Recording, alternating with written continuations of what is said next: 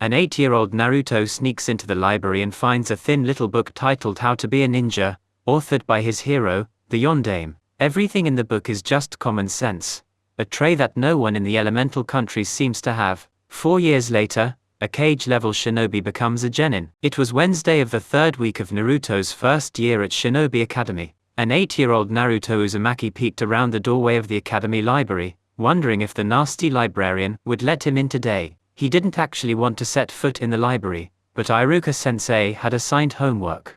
Use the library to look up the names of all the past cages of the 5 great hidden villages. He was late in turning it in, but it wasn't his fault. The librarian had always kicked him out with a nasty sneer on his face, sometimes literally. Looks like today was Naruto's lucky day. Slowly peering through the crack between the door and its frame on the hinge side, Naruto found that the librarian was missing. Maybe he was out to lunch and forgot to lock the door. Naruto didn't eat lunch, so it was like a free period to him. Yes, whispered Naruto. He tiptoed into the library. 20 minutes later, Naruto had enough notes to finish his homework. Putting the history book back into the shelf, he was about to leave when he noticed the author's name on a thin little paperback on the shelf below. It said, How to Be a Ninja by Minato Namake's. Wasn't that the name of his hero, the Yondaime, 4th Hokage? Naruto checked his homework notes again. Yup, Minato Namake's, 4th Hokage of the Hidden Leaf, with a 4-year tenure ending with his defeat of the Kyuubi and death at the age of 28. Naruto did not enjoy reading, but the Yondaime was his hero. He wavered before grabbing the book and stuffing it under his jacket. The librarian would be here in 10 minutes. He could read it after school. Late that night, Naruto pulled out the book and opened it to the first page. It said, Chapter 1, Introduction. Dear Descendant, my name is Minato Namake's, Yondaime Hokage of Konohagakure no Sato, the village hidden in the leaves. If you're reading this, you must be a descendant of me and my lovely wife, Kushina Uzumaki, because I placed a seal inside the cover of this book preventing anyone who is not our descendant from reading this book. Anyone else will see a jinjutsu, illusion, of a boring, outdated history textbook, and will feel a strong inclination to completely ignore the book, much less open it. If they manage to get past the jinjutsu and actually open the book, it will self-destruct in an awesome ball of fire. I have hidden copies of this book in various libraries around Konoha and some of the other villages in the hope that my descendants will be curious and intelligent enough to find them. I've discovered that the vast majority of people in the elemental countries completely lack any kind of common sense when it comes to the fields of ninjutsu ninja techniques, and funjutsu, sealing arts. They use ridiculously flashy, difficult, and expensive ninjutsu to do simple things. They believe that certain things can only be done with clan bloodlines. They use powerful and dangerous ninjutsu without knowing how they work or why. And many people completely ignore the field of funjutsu, which is, in my opinion, the most powerful ninja art in existence. A large number of so-called ninja have never used any form of funjutsu beyond exploding tags and storage scrolls. This book will guide you on the path to becoming a true ninja, a warrior in the shadows, a hidden protector of the innocent. This book will give you basic information on chakra, ninjutsu, and funjutsu, and tell you how to use that knowledge in simple and almost obvious ways that, strangely, no one else in the world seems to have figured out. You'll have to look elsewhere for taijutsu, unarmed martial arts, and other techniques, as I haven't found those fields to be underused or misunderstood like ninjutsu and funjutsu are. I ask that when you're done reading this, you replace it in the library where you found it. This particular copy is placed in the Konoha Shinobi Academy library, near the history textbooks needed for the traditional first homework assignment given to all students. I also ask that, if you find yourself in a village that Konoha was not allied with during my tenure as Hokage, you hide copies of this book in their library, secured with the seal you can find in the appendix, very last page. This is your birthright. I hope you enjoy the read. Minato Namake's.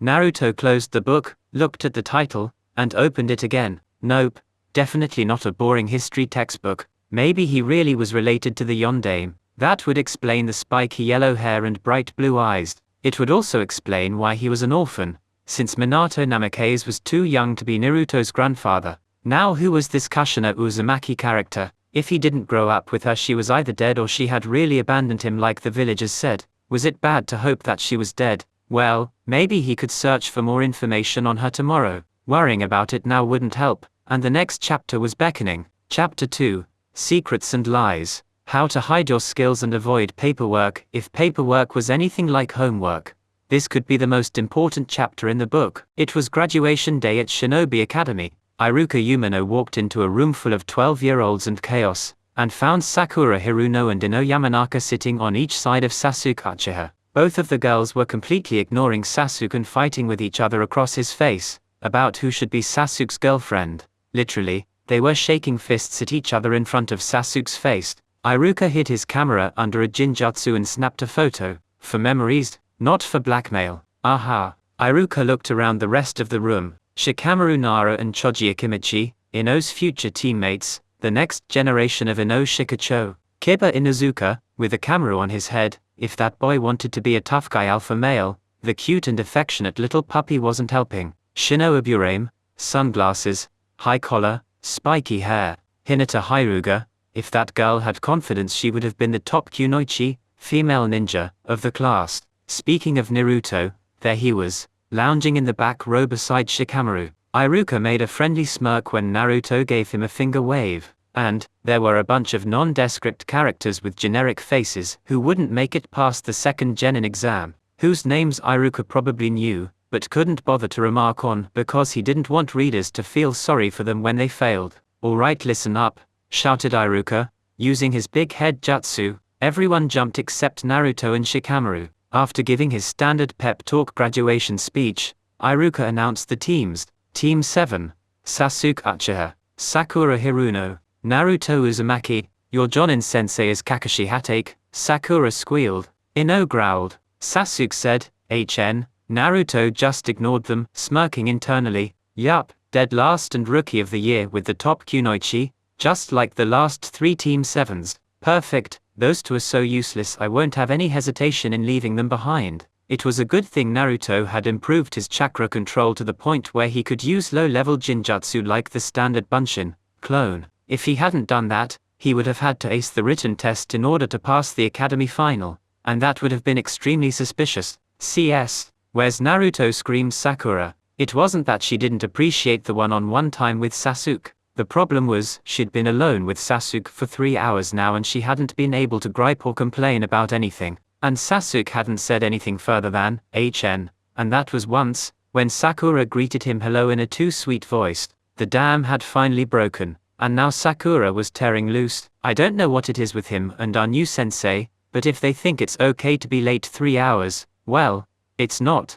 Yo, said Naruto, appearing in the seat next to Sakura. Sakura screamed, don't scare me like that, Naruto, you idiot. She swung her fist at Naruto. He ducked. Kakashi cleared his throat from the doorway, stopping Sakura from trying again. My first impression of you troublesome, said Kakashi, his voice bored. Meet me on the roof in 10 minutes, whelp. See you there, said Naruto. He somersaulted back to the ceiling, where he'd been sticking upside down and meditating for the entire 3 hours, completely unnoticed until he sensed Kakashi arriving. Running over to window, Naruto slipped out and vanished. Stupid Naruto, trying to look cool. Come on Sasuke, let's walk up to the roof together. HN. CS. Introductions, said Kakashi. When it came to his turn, Naruto said, I have some likes, I have a few dislikes. My hobbies, I might tell you when I trust you. My dreams, well right now my dream is to pass the genin test, idiot.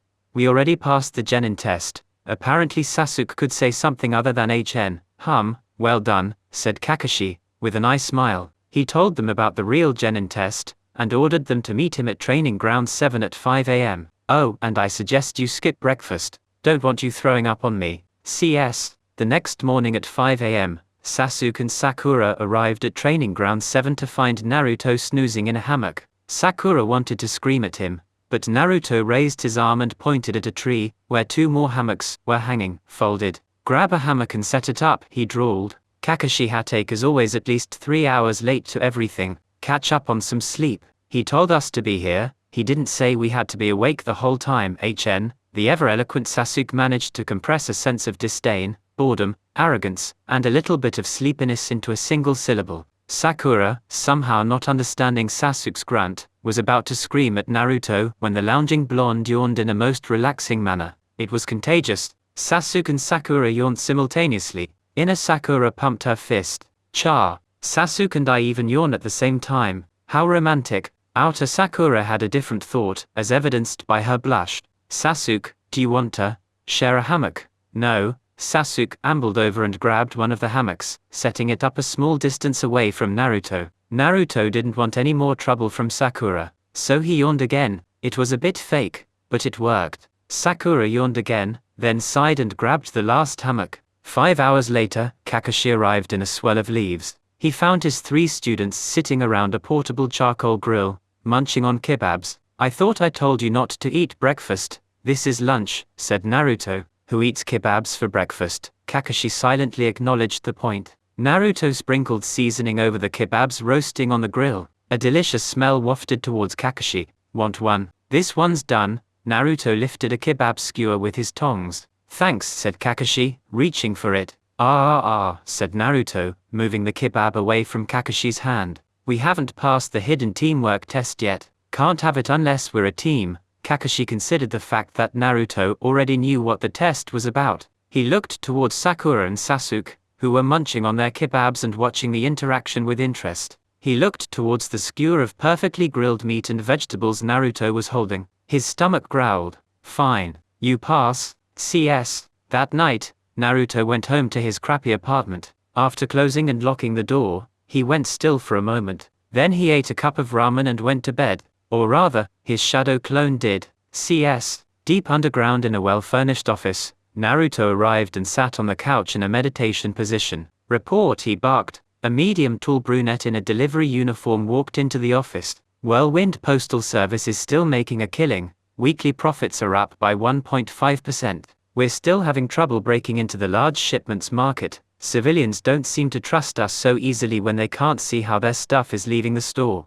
As you know, the main competitor in the water country area is Gato Shipping. Gato's rates are suspiciously low for their methods of moving cargo. We recommend having the spy division look into them. Maybe they're into drugs or something. Negotiations with the land of vegetables are going well. The daimyo seems to like the idea of selling produce to remote locations at luxury prices, so we expect to have an office there up and running the next month or so. Land of Tea seems a little more reluctant. They're used to the existing shipping companies, but once again we're hoping to entice them with speedy service to remote locations. Good work. Dispel. The brunette disappeared in a poof of white smoke. Naruto closed his eyes and processed the memories for 2 minutes, before he opened them again. He made a cross-shaped hand seal, and the man in the delivery uniform reappeared silently, without even a wisp of smoke. The man turned around and Naruto slapped a seal paper on the back of his neck, which instantly glowed and sank into his skin. The man bowed and left the room. Next, commanded Naruto.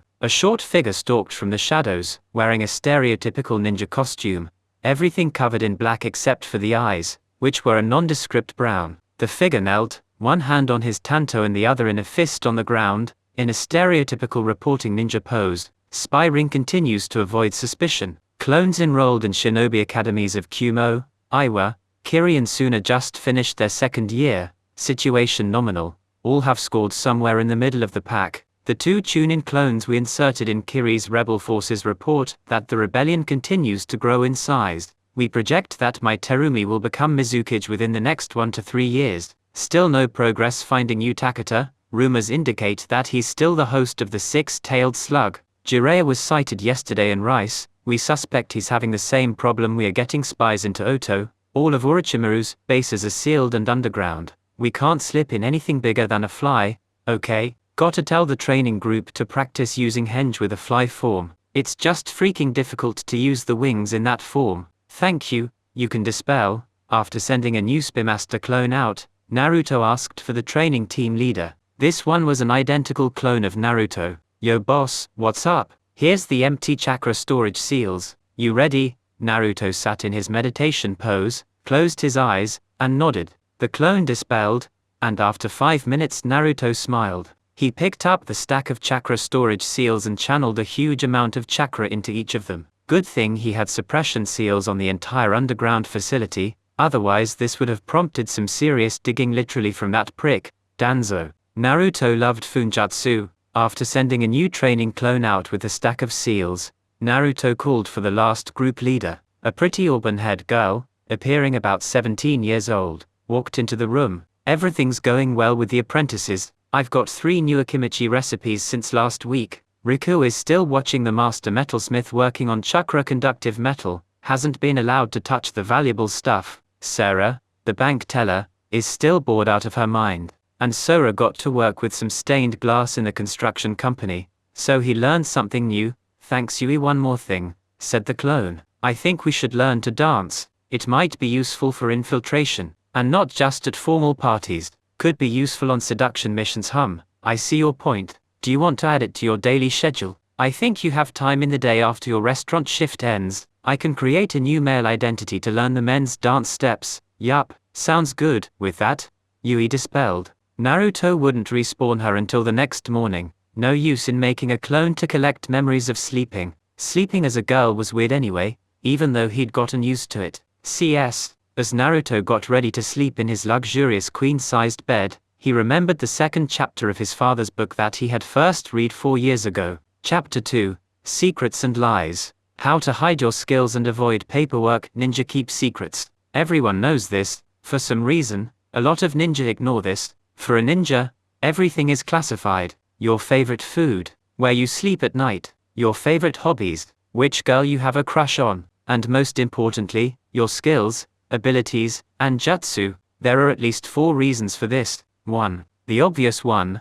You want to surprise your enemies too. Anything your enemies know about you can be used against you. 3. Contrary to popular belief, having a big bingo book bounty is a bad thing. Why the hell would anybody want half the ninja world trying to cut off your head? This isn't One Piece. 4. If your allies know how powerful you are, they'll give you responsibilities. Responsibilities aren't bad, but they come with paperwork. Paperwork is pure evil. Let me expand on that last point. As Kushina says, paperwork was invented by Yami, in order to get revenge when Kami gave us ramen. In fact, you know how I became the Yondaime Hokage? That was a mistake. The instant I got sworn in as Hokage, I got buried under 5 metric tons of paperwork. And the village council, they're the ones who give me all the paperwork. Every time I complain they just smile and give me more. I'm convinced that it's a conspiracy by Iwa and Kumo to assassinate me with paperwork. My training time has been cut to a quarter of what it used to be since I became Hokage, and my favorite jutsu, the Shadow Clone Jutsu, is hardly any use, because different pieces of paperwork are all related to each other and you can't even parallelize the paperwork into more than 3 different processes or so. I almost wish I had let Iwa win the war rather than revealing my abilities with Hiration and becoming known as the strongest fighter in the village. We could have made Jiraiya the Hokage. I could have a nice cushy position on the village council, laughing at Ero-sensei and sending him pieces of bullshit paperwork with horribly drawn sketches of gay porn in the margins. Fuck it, I could actually go on a honeymoon with my lovely wife Kushina.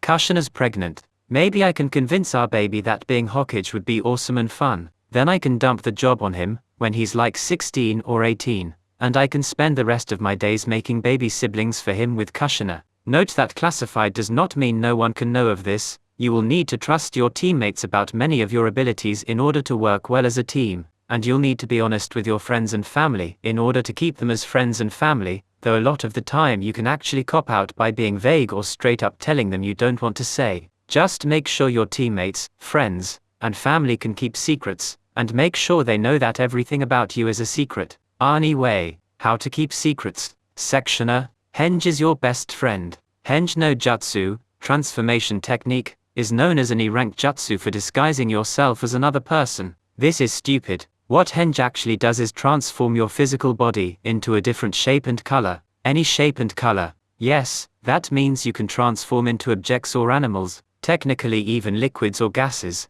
though this is extremely dangerous unless done by a shadow clone. More on shadow clones in chapter 3. And get this.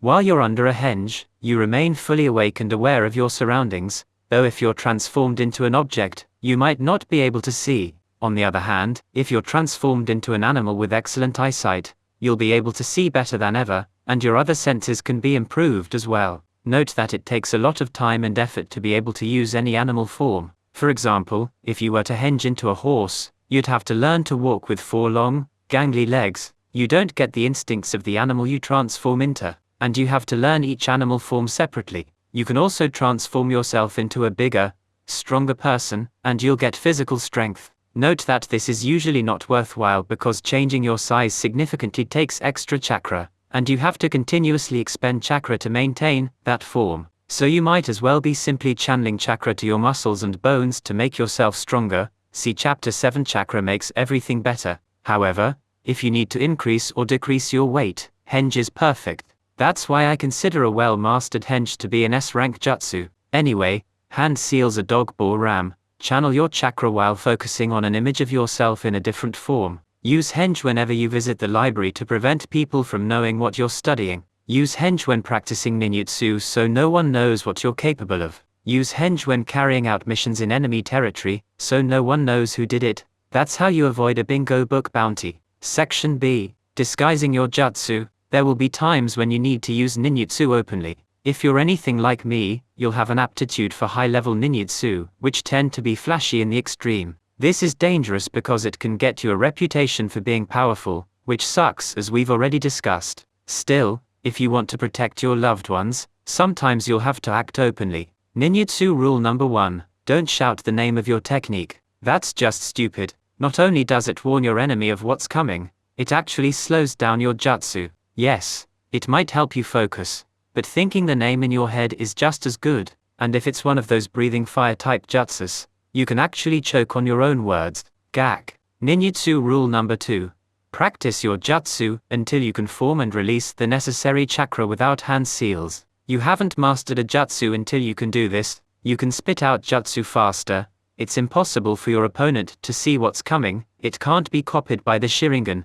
And it's just badass. Just think, if your control is good enough, you can shout Kaiten, Gakakaya no Jutsu, fire release, great fireball, while shooting out a lightning bolt. Your opponent will throw up an earth wall or a water barrier, which would be a perfect defense against fire, but far less effective against lightning. Note that the Byakugan can see chakra being formed even without hand seals. The Hyuga Daojutsu can't copy techniques, and in fact the Hyuga rarely use ninjutsu at all, but it makes it hard to surprise them. Good thing they're on our side. Section C. Learning in secret. Build yourself an underground training facility using Doton, earth release techniques, make it deep and big, and cover it with security seals. See Chapter 11 for Funjutsu. Use shadow clones to keep people from noticing you're missing. If you're on a genin team, you may need to let your jonin sensei and your teammates into this facility for training. Team 7, here for a D-rank mission. Chirp Kakashi. He never got tired of his students' reaction to D-ranks. Here are the available missions, said the Chunin in charge of handing out D-ranks. Painting a fence, chasing groundhogs out of a farmer's field, cleaning the Inuzuka dog kennels, capturing Madame Shijumi's missing cat. That one. Kakashi pointed at the last scroll. We'll take the Tora mission, said the Chunin, amusement flashing across his face. Here you go. Alright, my cute little genin, we've got an exciting find and capture mission. Let's go. Thanks to Kakashi's mask, you couldn't tell whether his eye smile was part of a genuine happy smile or if it was a sadistic grin. Psst. Tora. Naruto snuck up to the cat without any intention of capturing it or harming it, or even touching it in any way. The intelligent cat couldn't sense any killing intent whatsoever, so it didn't run. Meow. Tora backed away cautious. How about a deal, said Naruto. Would you like to learn to climb trees? Meow, said Tora. Okay, you can already climb trees, but I can teach you to climb up and down trees like a squirrel. Watch. Naruto set a foot on the side of a tree and walked up the vertical surface and back down to the ground. Meow. The deal is, if I teach you this, you come quietly whenever my team gets a mission to find and capture you. Meow, said Tora. Not good enough. Also, I can teach you how to walk on water. Meow. Yes, really. Just imagine, you're running from a genin team and you run across a river. They'll be flabbergasted, and most of them couldn't follow you. Ow, cool, it's a deal. Naruto shook the cat's paw. Hehehehe, this is gonna be fun. Naruto walked out of the woods with Tora sprawled on his head, mirroring the way Kiba Inuzuka carried his dog Akamaru. Naruto, how did you find Tora so fast? Kakashi had to keep his disappointment from showing. Ha, Tora's a nice cat, stated Naruto, as if it were the most obvious thing in the world. Hey Sakura, wanna hold him? He likes to be scratched behind the ears, but be sure not to squeeze him. He really hates being squashed. Team 7 walked into the mission's office with Tora purring in Sakura's arms. Kakashi was in a bar, trying to pick up women. Of course, given his choice of reading material and the fact that he was reading it in the open and giggling pervertedly, he wasn't going to be successful anytime in the next century. Might Guy was in a bar, trying to pick up women. Of course, given his choice of haircut and clothing, he wasn't going to be successful anytime in the next decade. Why the difference in success rate? Guy was actually paying attention to the people around him. Then Guy noticed Kakashi, and both of them stopped trying to pick up women. No, I didn't mean it that way. Yosh, my eternal rival. Did you hear? Madame Shijumi's cat Tora has become even more youthful. Asume's team actually failed the mission yesterday. Guy, did you say something? Always so hip and cool. Kakashi, I propose a challenge. Whoever's genin team can capture Tora faster is the winner. If my team does not win, I will run 1000 laps around Konoha on my thumbs. And if I cannot do that, I will climb the Hokage mountain 5000 times on 1 foot. And if I cannot do that, I accept. Wait, what? I accept. Yosh. Kakashi, my eternal rival, you are overflowing with youth today. I will do 500 crunches in honor of this occasion. The next day, Guy's team set a new record for the recapture Tora mission. They dashed back into the missions room with a very much cowed and bedraggled cat in 23 minutes. The day after that, Kakashi's team accepted the mission. Naruto walked into the forest and called for Tora. The cat ran up to Naruto, climbed his back, and perched on his shoulder. They casually strolled back into the missions room with a new record. 3 minutes. Yosh, I must know this most youthful young man's name. I am Might Guy, Konoha's beautiful green beast. May I know your name? I'm Naruto Uzumaki. It's nice to meet you. I cannot believe I have found someone even more hip and cool than my eternal rival Kakashi. People don't say hip anymore. Kakashi never accepted the recapture Tora mission again. He wasn't one to mess with success. Besides, it just wasn't as fun when his students were as bored as he was. Almost 2 months after Academy graduation day, Team 7 walked into the missions room and Sasuke spoke up. Give us a C-ranked mission. No more of these plebeian chores. Sakura was quick to interject. Yes, Sasuke dear deserves better. Give us a C-ranked mission. The Hokage, Hiruzen Sarutobi, happened to be in the missions office that day, as he occasionally was, since he assigned the higher-ranked missions personally. He asked, are you sure you're ready for a C-ranked mission? You know that you may be required to fight bandits on C ranks. HN, said Sasuke. I'm ready. Sakura looked less sure. Then she perked up. Of course I'm ready, and if I'm not, Sasuke will protect me. Naruto said, personally, I'm ready. As a team, he looked towards Sakura and shrugged. It was obvious. A village council member, an old woman named Koharu, also just happened to be in the missions office that day, which was very unusual. Oh, said Koharu, ignoring Naruto, let Lord Uchiha go on a C-ranked mission. I'm sure he's more than ready. Said Hiruzen diplomatically. Well, it's Kakashi's decision. As their sensei Koharu stopped smiling at Sasuke and glared at Kakashi. Kakashi sighed. Give us a C-ranked mission. Very well, said Hiruzen. He handed a scroll to Kakashi. It's a protection detail for a bridge builder named Tazuna. You're to escort him to the country of Wave and protect him until his bridge is finished. Send him in. The smell of stale booze preceded Tazuna into the room. Koharu grimaced and left. Okay, where are the super ninja that are gonna protect me? Tazuna, said Hiruzen. This is Team 7. They'll protect you on your way to Wave. These brats, they don't look so tough. I asked for super ninja, not tetchy little brats. Naruto leaned forward, a blank look on his face. The room grew colder. Tazuna suddenly sobered up and started sweating. Tetchy little brats, said Naruto in a monotone. Actually, you do look like super ninja. The room was suddenly warm again. Birds chirped, and the refreshing summer breeze blew through the room. There was even a butterfly, which made Hiruzen do a double take. By the way, said Naruto offhandedly, as if the last 15 seconds did not occur, you're building a bridge? Where's this bridge connecting to? Yeah, it's gonna be a super bridge. It's connecting the island of Wave to the main continent. So this protection mission, you're being threatened by Gato's mercenaries. Hiruzen and Kakashi each raised an eyebrow. Tazuna started sweating again. Who's Gato? Asked Sakura. Oh, explained Naruto, just the biggest shipping magnate in the area. He's known for having the lowest prices for large shipments, so low in fact, that they couldn't possibly cover the costs of running his ships. You know what that means. And then there's the fact that he more or less took over Wave 6 months ago. There's no proof, but everyone seems to agree that he was involved in the disappearance of their daimyo, which makes sense, given that Gato is living in the daimyo's mansion. He's got a large collection of mercenaries and basically thugs acting as bodyguards. Naruto, how do you know this? Asked Kakashi. Overheard it from someone working for that new Whirlwind postal company. I guess they keep tabs on their competitors. Nice work, Naruto, thought Hiruzen. You're finally showing signs of your father's intelligence. I suppose bandits and thugs still within the parameters of a C-ranked mission. I had hoped to give them a nice, easy protection detail, since Sakura isn't ready for any kind of fighting, but maybe this will serve as a wake-up call. I may have underestimated Naruto, thought Kakashi. To put all those facts together that quickly, he's smarter than he appears to be. That and the whole genin test with the barbecue. Now that I know Sasuke and Sakura better, Naruto must have done some serious manipulation to get them to eat his food. Breaking out of his thoughts, Kakashi said, very well, prepare for a month-long mission. We'll meet at the gates of Konoha tomorrow morning at 7 a.m. Team 7 was walking out of the Hokage Tower after receiving their mission. Sasuke, said Naruto, be more careful about asking that Koharu for favors, HN.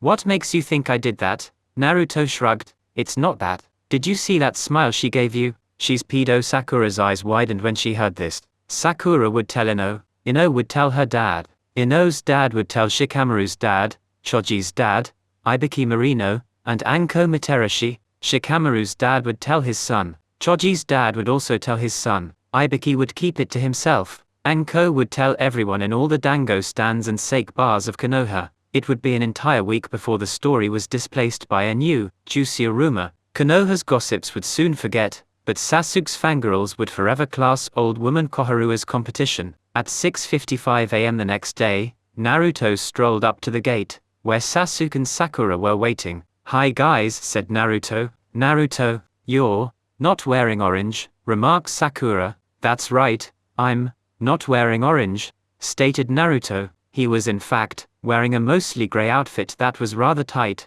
showing his lean physique and wiry muscles. His dark grey cargo pants were taped at the ankle and his long-sleeved shirt had several pockets for storage scrolls. He wore fingerless gloves with metal plates on the backs of the palms. He had a standard kunai pouch, but other than that he didn't have a pack. HN, said Sasuke. They fell into silence. 5 minutes later, Kakashi arrived at the gate with a sober Tazuna at 7 a.m. You're not late, said an extremely surprised Sakura. HN, said Sasuke in a surprised tone. Apparently he was back to monosyllables. HN, said Naruto, copying Sasuke. HN, asked Tazuna, wondering why everyone was saying HN. Why is everybody acting out of character today? Except Sasuke dear, he's normal brats, said Tazuna. Let's move out, said Kakashi. 5 hours later found the team trudging along at a civilian pace, in a formation with Tazuna in the middle, Sasuke in front, Naruto on the right, Sakura on the left, and Kakashi in back. Naruto made discreet hand signs to Kakashi with his left hand. 2 ninja in puddle ahead. He turned to Tazuna and made a comment about the travel distance, so he could see Kakashi's reply from the corner of his eye. Kakashi blinked. Those were Anbu hand signs. Maybe the Hokage had taught Naruto. The two were known to be closed. Mentally shaking his head, Kakashi signed back, acknowledged. Naruto pulled out a small bottle with a skull on it. He signed. Have antidote. Go ahead. Kakashi blinked again. Go ahead, he signed. Naruto unscrewed the cap of the bottle and lobbed it into the puddle which was now 10 meters away. Naruto, what did you do that for? Asked Sakura accusingly. Triangle formation. Protect the client, barked Kakashi. 2 masked ninja appeared from the puddle, spluttering and coughing. Kakashi was there in a flash, sweeping their feet from under them and tying them up. The demon brothers of Kiri, Gozu and Mizu. Chunin level missing nin. Sasuke, Sakura, stay with the client. Naruto stepped forward. You're dying, he said to the 2 trussed-up men. Feel that burning in your lungs? Once that poison works its way through your lungs and into your bloodstream, it will start to affect your nervous system. Your entire body will soon feel like it's on fire and your head will feel like the hangover after an entire week on a drinking binge. It'll take between 5 and 7 days for you to die. And the only antidote is the one I have sealed in my pack. So, said Kakashi, if you want the antidote, you'll talk. Who are you targeting, you bastards? Fine. The bridge builder, Tazuna. Gato wants him dead. Who else has Gato hired? Demanded Kakashi. We don't know. They're not lying. Any other questions? Team. Naruto had one. Yeah. Which one are you? Gozu or Mizu? Seriously, I'm Gozu, said the one who had spoken first. All right, said Kakashi. He pulled out 2 pieces of sealed paper and drew something on them, then slapped them on the backs of the prisoners' necks. Chakra disruption seals. We'll leave them here for Anbu to pick up after I send a message to Lord Hokage. Naruto, the antidote. Naruto grinned. Just a paralyzing poison mixed with pepper spray. It'll wear off in a few hours, depending on how much they inhaled, the demon brothers cursed. Kakashi chuckled and I smiled. Sasuke had a different reaction. Dead last. Where did you get the poison? I demand you give it to me. You can buy paralyzing poison in any shinobi outfitter. You can find pepper spray in a grocery store. And why should I give you my stuff? I'm an Uchiha. It's my right. What? The great Uchiha clan is too poor to pay for basic supplies, taunted Naruto. Mizu snorted. That Uchiha? He's a real worthless brat, isn't he? Sasuke glared at Mizu. What? Is that supposed to be killing intent? My ex's mother had better killing intent. And she was a civilian. Sasuke pulled out a kunai and growled. Now, Sasuke, put that away, ordered Kakashi. The T&I department needs them alive. Sasuke fell back to what he knew. He said, so, Tazuna, Kakashi said, falsely cheery. Then his tone changed. When were you going to tell us you had ninja after you? After a sob story from Tazuna and a warning about a probable upcoming fight with the Jonin from Kakashi, Team 7 decided to continue with their mission. They crossed the channel in a boat and made their way towards Tazuna's house. This time, Kakashi was in front and Naruto was in the back, with Sasuke and Sakura in the middle. Look out, shouted Kakashi. Naruto dove forward and grabbed Sakura and Tazuna, shoving them to the ground. A giant cleaver blade came spinning out of the mist and over their heads where they had been a moment ago. It embedded itself in a tree, and on top of the blade a fierce-looking man appeared. Triangle formation, shouted Kakashi again. Protect the client. This one's out of your league. The 2 Jonin named each other in a reverse introduction. Kakashi of the Sharingan, Zabuza Momochi, missing Nin from Kiri. What's with the grandstanding? Are you a samurai? Asked Naruto. I thought samurai would be a bit less, shirtless. Are you broke? Zabuza chuckled. Kid has a point. Let's see how you deal with this. Kirigakure, hidden mist. No jutsu. Zabuza raised a thick mist, vanishing into it. Powerful killing intent hit Team 7 and Tazuna. Sakura froze completely. Sasuke, shaking, started to raise his kunai to his throat. Sasuke, said Kakashi, calm down. I'll protect you with my life, all of you. I will not allow my comrades to die. Trust me. Naruto took a deep breath and thought, Futon, Daytopper, wind release. Great breakthrough. He blew a powerful stream of wind blew at Zabuza's last known location, producing a stiff wind everywhere that blew the mist away. There were 3 Zabuzas hiding in that mist. Naruto threw a spread of kunai at one who was dashing towards the team's triangle formation. The kunai were blocked with a swipe of the sword, but the element of surprise was lost. The second attempting to sneak up on Kakashi, who faced it with a kunai. The third was standing by the trees observing, but immediately started to make hand signs. 3 Naruto clones appeared beside Naruto, with no hand signs or warning. 2 of them vanished in splashes of water, and at the same time, 2 of the Zabuzas turned into water with a puff of white smoke above each one, revealing that the real Zabuza was the one standing by the trees making hand signs. Naruto handed a sealing tag to the remaining clone, who vanished in a puff of smoke and quaramied with the real Zabuza's sword, which was attached to his back. It slapped the tag on the back of Zabuza's neck, and Naruto made a single hand sign, channeling chakra to the seal and causing it to sink into his skin. Zabuza stopped making hand signs, spun around, and kicked out at the Naruto clone, dispersing it in a puff of smoke. Shadow clones, he growled. Don't think that'll stop me. Then Zabuza fell over, unable to move. Chakra disruption and paralysis seal, said Naruto to Kakashi. He's not moving until I take that off. Suddenly a short ninja, with a Kiri Hunter Nin mask dropped beside Zabuza. Thank you for taking out my prey, said the apparent Hunter Nin. I will take him back to Kiri for interrogation. Hold it, shouted Naruto. He threw a kunai at the newcomer. It was too late. The apparent Hunter Nin disappeared with Zabuza in a Shunshin body flicker. Naruto, said Kakashi. That was a Kiri Hunter Nin. You shouldn't have attacked him. Naruto shook his head. There are no Kiri Hunter Nin. All of the Mizukage's forces are tied up fighting that rebellion of theirs. Besides, a real Hunter Nin would have just cut off Zabuza's head. Right, you're right, said Kakashi. He should have cut off Zabuza's head and destroyed the body right there. But how do you know about the Kiri civil war? I'm a ninja, deadpanned Naruto. as if that explained everything. Alright, is everyone okay? No injuries? Tazuna took a deep breath. I'm fine, he said, giving a thumbs up. That was a super fight. Sasuke relaxed, taking a long breath and trying to hide that he was doing so. Dead last, said Sasuke in his high and mighty voice. What was that technique? Shadow clones. Teach it to me. Naruto shook his head. You wanna take this one? Sensei Kakashi sighed. Shadow clones are a B rank forbidden technique. Sasuke, you don't have enough chakra to use shadow clones right now. If you tried it, best case, you'd end up with severe chakra exhaustion. Worst case, you could die. Sakura finally unfroze. Then, how come Naruto can perform it? She sounded a lot less confident than usual. I'm a ninja, said Naruto, stopping Kakashi from giving a half answer. And what is that supposed to mean, idiot? Demanded Sasuke. It means I don't tell my secrets to people I don't trust and respect. And right now, the two of you fit in neither category. Sakura would have punched Naruto in the head,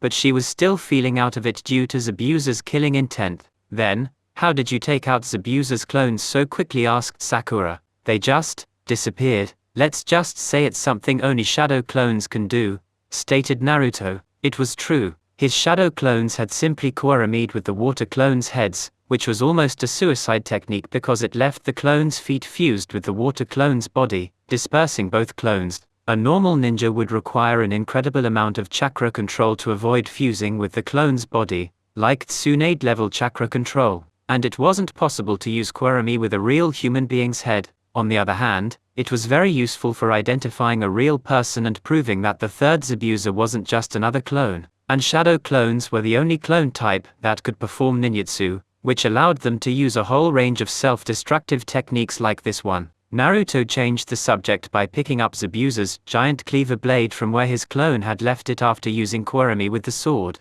Kubikirabocho, he said, giving it a couple of experimental swings. Interesting weapon, unfortunately not my style. I think I'll keep it anyway, unless you want it. Sensei Kakashi was surprised that Naruto could swing the sword like that. Either the sword was lighter than it looked, or Naruto was stronger than he appeared. No, said Kakashi. Not really my style either. Okay, said Naruto. He pulled a storage scroll out of one of his pockets, unrolled it, and lay the sword on top of it. Hold on, said Sakura. Give it to Sasuke. Naruto snorted and hefted the giant blade by its center of gravity with one hand, offering the handle to Sasuke. Said Sasuke. He had to look cool, so he tried to grab the sword with one hand. When Naruto let go of the sword, Sasuke dropped it on the ground, jumping back to keep it from landing on his toes. He couldn't even hold up one end of the sword. So it's not that the sword is light, thought Kakashi. Naruto snickered. Let's just say Sasuke's more of a speed type fighter. Sakura, you wanna try it too? Think you're stronger than Sasuke? Of course not, said Sakura. How do you think I'd look, swinging around an ugly thing like that? Temporized Kakashi. Let's move on. Tazuna, we're about 20 minutes away from your house, right? Naruto grabbed the sword, with one hand, and sealed it into his storage scroll. Naruto, thought Sasuke, how did you get so strong? That evening, Kakashi pulled Naruto aside. Do you know how long Zabuza will be out? Thanks to that seal, it's locked to my chakra signature, so it would take a real sealing master to outright remove the seal. The chakra I channeled into it, for someone of Zabuza's strength, should last at least a week, possibly 2. The paralysis will wear off a couple days before the chakra disruption effects are completely gone. Good. Now, where did you learn the shadow clone technique? I read it in a book. Where did you get this book? The library. Here, I've got a copy. Naruto pulled out his father's book and showed it to Kakashi. The ignore me Jinjutsu took effect. Kakashi changed the subject. I think we'll do some training for the next week. Let's tell the team how to be a ninja. Be Minato Namake's Chapter 3. If you're not cheating, you're not a ninja. Ninja cheat, lie, steal, and use deception and stealth. That's what sets us apart from samurai. When you're up against an enemy, strike without warning when they least expect it. Use every advantage and every dirty trick you can to your maximum benefit. There's very little honor in war, and you have none to spare for your enemies. Section A. Uber hacks. Shadow clones. Shadow clones are, without exception, the greatest invention known to mankind. Here's why. The shadow clone jutsu is listed as a B rank forbidden technique due to its chakra requirements. It divides your chakra evenly among the shadow clones you make. Each shadow clone is a physical, touchable construct made of your chakra. This has 3 effects. 1. Shadow clones can use ninjutsu. 2.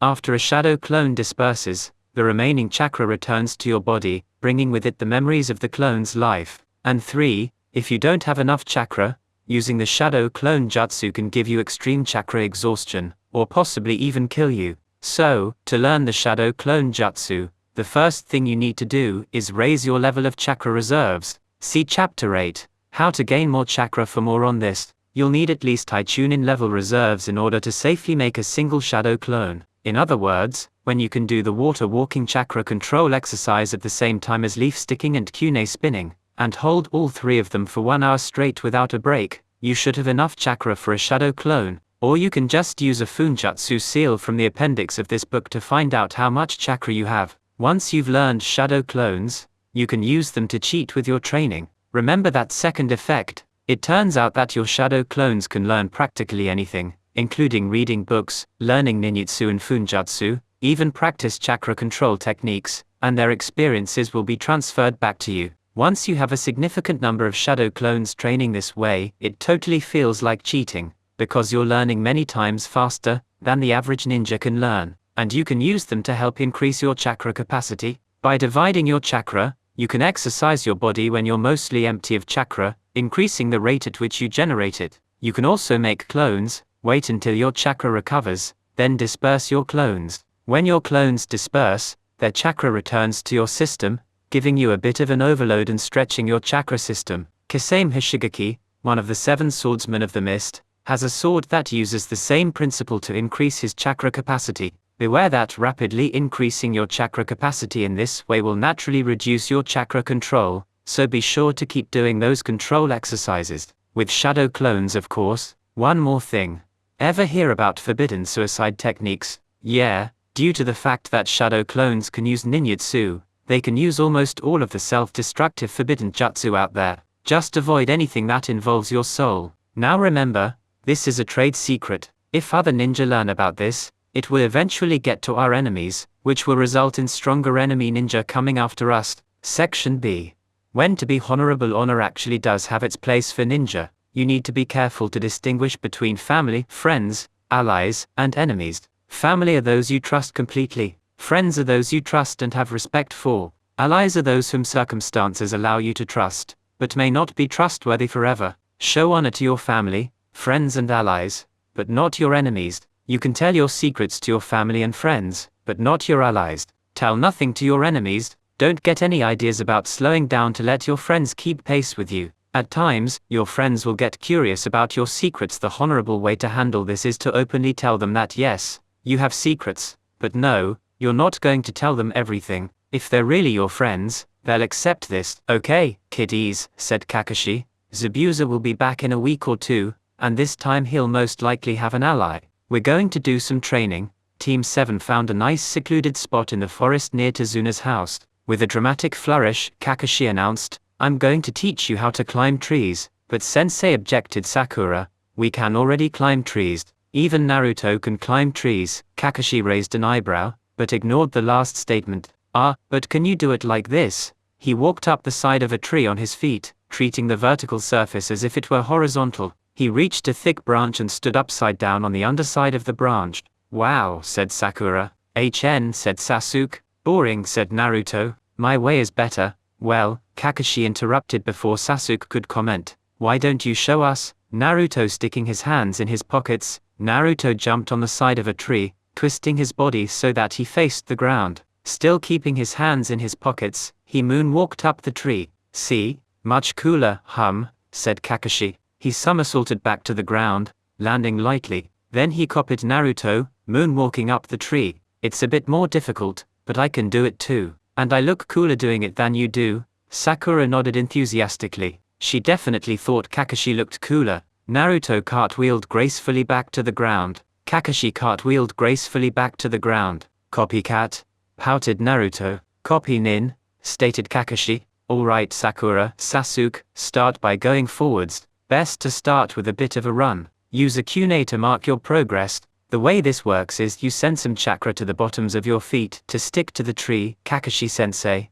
asked Naruto. Since I already know this exercise, can I go work on something else? Sure, said Kakashi. just be back at Tazuna's house in time for dinner. Naruto walked off to the sounds of "Hey, this is easy" from Sakura and an intensely jealous "HN" from Sasuke. When he was completely out of sight, Naruto's chakra pulsed, and a group of animals appeared out of nothing. Squirrels, chipmunks, field mice, sparrows, finches, and crows scampered, ran and flew in all directions. Several of the transformed shadow clones headed straight for the former daimyo's mansion, while others began a search pattern that would give Naruto a thorough survey of the island of Wave within hours. Naruto himself used the transformation jutsu to turn into an ordinary middle-aged civilian and started walking through the main town to get a feel for the place. There was no way he was going to do any real training out in the open where someone could see him. That evening, Team 7 met in Tazuna's house. Sakura looked completely worn out, having been told she needed to keep practicing until she could walk backwards all the way up and down the tree 10 times without stopping.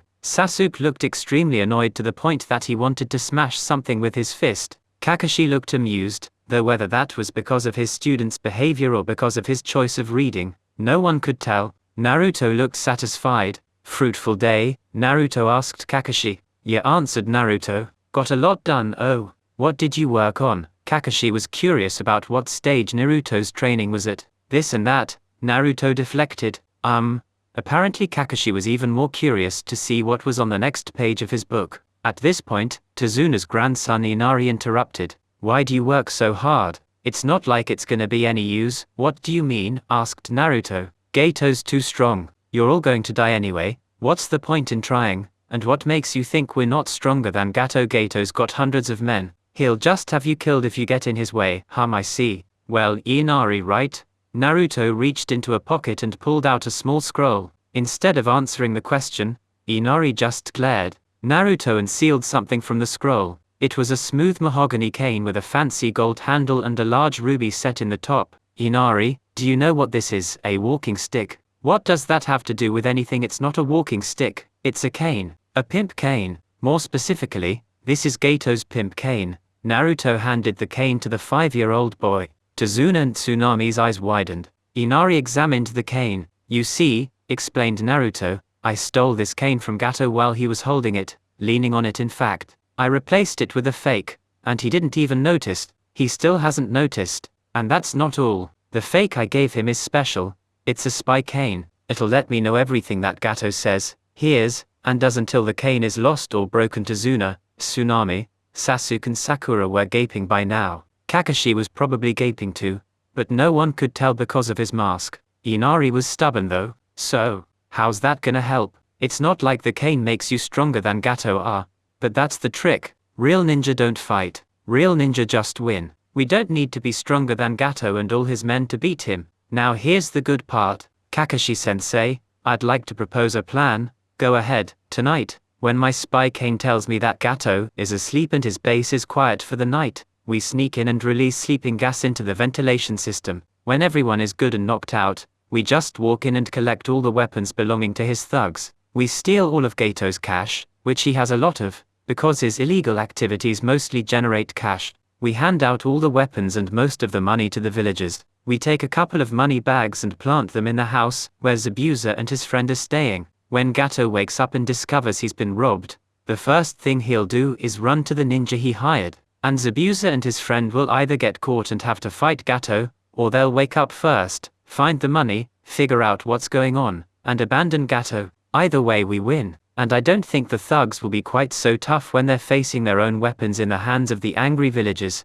"And what if Zabuza's friend catches us sneaking into their house?" asked Kakashi. "I've already got a shadow clone transformed into a bug hiding under Zabuza's bed. Pretty certain I can release a sleeping gas without anyone noticing. They have a few traps, but they should be easy to get around without anyone monitoring them." "Alright, Naruto, we'll go with your plan. We'll head out an hour after sunset." "So, Inari, still think it's useless to go against Gato?" Inari shook his head. "Can I come?" Naruto chuckled. "Sorry kid, there's a chance that some of the thugs will be out on patrol or something and won't get caught by the sleeping gas. We're ninja, we can easily handle a couple of thugs, but it's not so easy to fight and protect you at the same time. That reminds me actually, most of us should henge into Zabuza, and one of us should henge into his friend, so if we are seen, we can pin the blame on them. We already know Zabuza likes using clones, so it won't be out of character if 3's abusers show up. The next morning, Gato was sleeping fitfully when one of his underlings rushed into his bedroom shouting, "Boss, boss, wake up, we've been robbed." The midget gangster businessman woke up feeling rather chilly. He rolled over, wondering where his comfy blanket had gone, rubbed his eyes, and growled, "What is it, Zori?" Then he blinked. "What the hell, Zori, why are you in your skivvies?" "We've been robbed, boss. Everyone is in their skivvies, including you. All our weapons are gone, and the storeroom's been broken into. The money's gone." That got Gato's attention. "What?" he roared. He jumped out of bed, absently noting that he was, indeed, wearing only his boxers and an undershirt instead of the silk pajamas he had put on last night, and his bed covers were indeed missing. He rushed out of the room faster than you could imagine, only stopping to collect his trusty pimp cane on the way in case he had to beat some of his stupider employees. "No, my Moni I, all my precious Rio, and my beloved American Girl doll collection." Gato fell to his knees and beat his fists on the ground of the empty storeroom. All of the thugs within earshot sweet dropped. American doll collection? Maybe he meant those freaky plastic Barbie dolls that had made their way from outside the elemental countries. Let it be noted that there wasn't a single woman among Gato's employees, and none of the men had daughters, so it was unlikely that any of them knew anything about dolls. Boss, what is it, Wereji? And put on a shirt. You're wearing even less than the rest of my minions." Wereji, a big muscular man with tattoos, never wore a shirt. He didn't even own one. Ironically, he looked less uncomfortable with his current attire than most of the other thugs did. "Boss, should we call the police?" Gato looked at Wereji strangely. Zori slapped Wereji on the back of the head. "Idiot, we killed the police, remember?" "Oh, right." Another mercenary had something to say. "Boss, some of the patrols said they were knocked out by those ninja you hired. Zabuza and his little friend, Haku, I think." Gato's face turned red. Steam poured out of his ears. He roared, "I'm gonna kill those damn thieving bastards. Follow me." Raising his pimp cane, Gato rushed towards the house Zabuza and Haku had commandeered. On the waterfront, on the other side of town, barefoot, in his skivvies, the villagers peeked out their windows to watch a fuming Gato led his entire collection of half-naked, unarmed thugs through the middle of town at a speed that was sprinting for Gato's short legs and a half-jog for most of his followers. Gato didn't notice the camera flashes, but some of his men did, and cringed. Haku woke up to the sound of almost 100 bare feet slapping the ground as Gato and his thugs rushed towards their house. Looking out the window, Haku saw the angry faces and quickly used chakra to pull some water from the nearby ocean and form two ice swords. The androgynous ninja stood in front of the bed where Zabuza lay, still paralyzed as Gato burst through the door waving his cane. "You," screamed the midget, "you stole my money, you've cracked," stated Zabuza, who was awake but still paralyzed. "We haven't been in your mansion since last week," said Haku. "Don't lie, you were seen." "Boss, what is it, Wereji?" Wereji pointed at a couple of green sacks with Rio signs pasted on them. "Aha, proof. Men kill, Haku struck. In the space of a heartbeat, Gato and the 3 thugs who had made it through the door were dead. In the next heartbeat, Haku threw one ice sword into the bathroom, where it sliced off the sink faucet, sending a spray of water into the air. 2 more heartbeats and Haku had finished a set of hand seals, shooting a barrage of ice senbon, taking down the men who were trying to enter the room and spraying the defenseless mercenaries outside with the knitting needle-sized weapons. Then the villagers attacked, headed by Inari and Tsunami, with Team 7 disguised as civilians, a mob armed with all manner of swords, rakes, shovels, and even pots and pans descended on Gato's already cringing army. One of the thugs saw fit to state, "Hell man, I ain't sticking around here no more." He turned and fled for the docks, the rest of Gato's half-naked former employees on his heels, all chased by the angry mob. Once Gato's remaining men had fled the country on a few of the dead man's ships, Team 7 returned to Tazuna's house. Kakashi pulled out his orange book, leaned against a wall, and started reading. Naruto disappeared upstairs. Inari shouted, "That was awesome. Hey Naruto, what you doing?" and followed Naruto upstairs. Tsunami smiled, went into the kitchen and started preparing breakfast. Sasuke said, "HN," and sat down at the dining room table to wait for breakfast. Tazuna followed suit. Without the HN, Sakura couldn't take it. She shouted, "Why is everyone so calm? We just, I don't know, destroyed Gato and his entire army like it was nothing, and we're just sitting down to eat breakfast like it didn't happen." Tazuna chuckled. "Well, It was a really super plan Naruto came up with, and I guess he did some really super sneaking yesterday. He's quite a super ninja, isn't he? Sakura took a deep breath and thought for a minute. I guess. It's just strange, Naruto has always been this stupid idiot. He's the dead last of our class, you know. It's surprising that he was the one to come up with this, and, Sakura continued, he spent all of yesterday spying on Gato and Zabuza. I thought he was training. And then there's that shadow clone technique. Where did he learn that? It definitely wasn't in the academy. And what's he doing now? Hiding from us, Sasuke.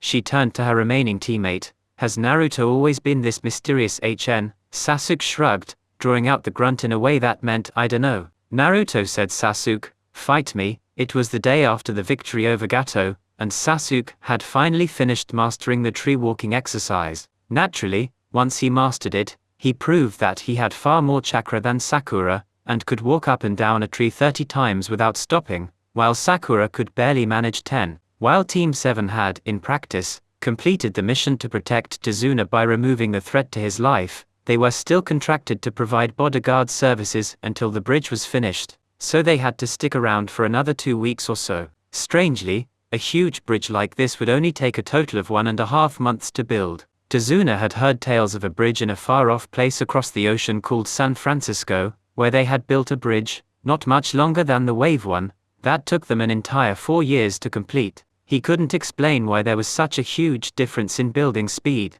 It's not like they were using chakra powers to build the wave bridge. He'd met one sea captain who blamed it on unions, but Tazuna couldn't imagine what pipe fittings had to do with a bridge, nor why they inspired such disgust in the sea captain. In any case, Team 7 had to stick around. They took turns standing watch at the bridge while Tazuna was there, and today Kakashi assigned Sakura to guard duty, which meant Sasuke and Naruto were free for training, or sparring. Why do you wanna fight me? Asked Naruto. Sasuke almost lost his temper. So we can see who's stronger, said Naruto. You want to spar? It's very different from a fight, tch. Whatever. You coming? What's in it for me? What? Sasuke gaped. He thought Naruto would jump at the chance to test his strength. I said, what's in it for me? Why would I want to spar with you? Sasuke thought a bit. Practice, he declared. You can practice getting your butt whooped. Naruto snorted. I'm good thanks. Kakashi, however, had different ideas.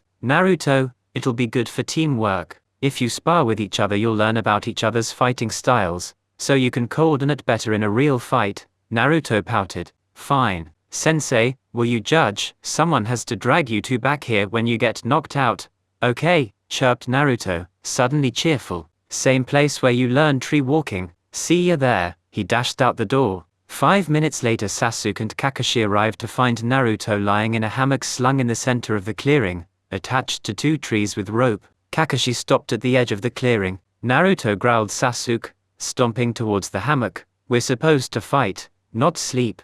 FWOOSH. A snare caught Sasuke by the feet and strung him upside down from a tree branch. Sasuke screamed. Girlishly, Naruto sat up in the hammock and snapped a picture. This is how I fight, said Naruto. Sasuke flung a kunai at Naruto. It was surprisingly well aimed, considering the position he threw it from. While Naruto deflected the kunai, Sasuke cut himself down from the snare. Sasuke threw a handful of shuriken at Naruto. Naruto simply laid down in the hammock and let the throwing stars bounce off the bottom of the hammock. Looks like that hammock was woven with steel or something. Ah, this is the life, slurp. Where did he get that lemonade from? Sasuke saw red. He charged Naruto again. The ground fell out from under him. There was a loud squelching sound as he hit the bottom and fell on his back. Ugh, what is this stuff?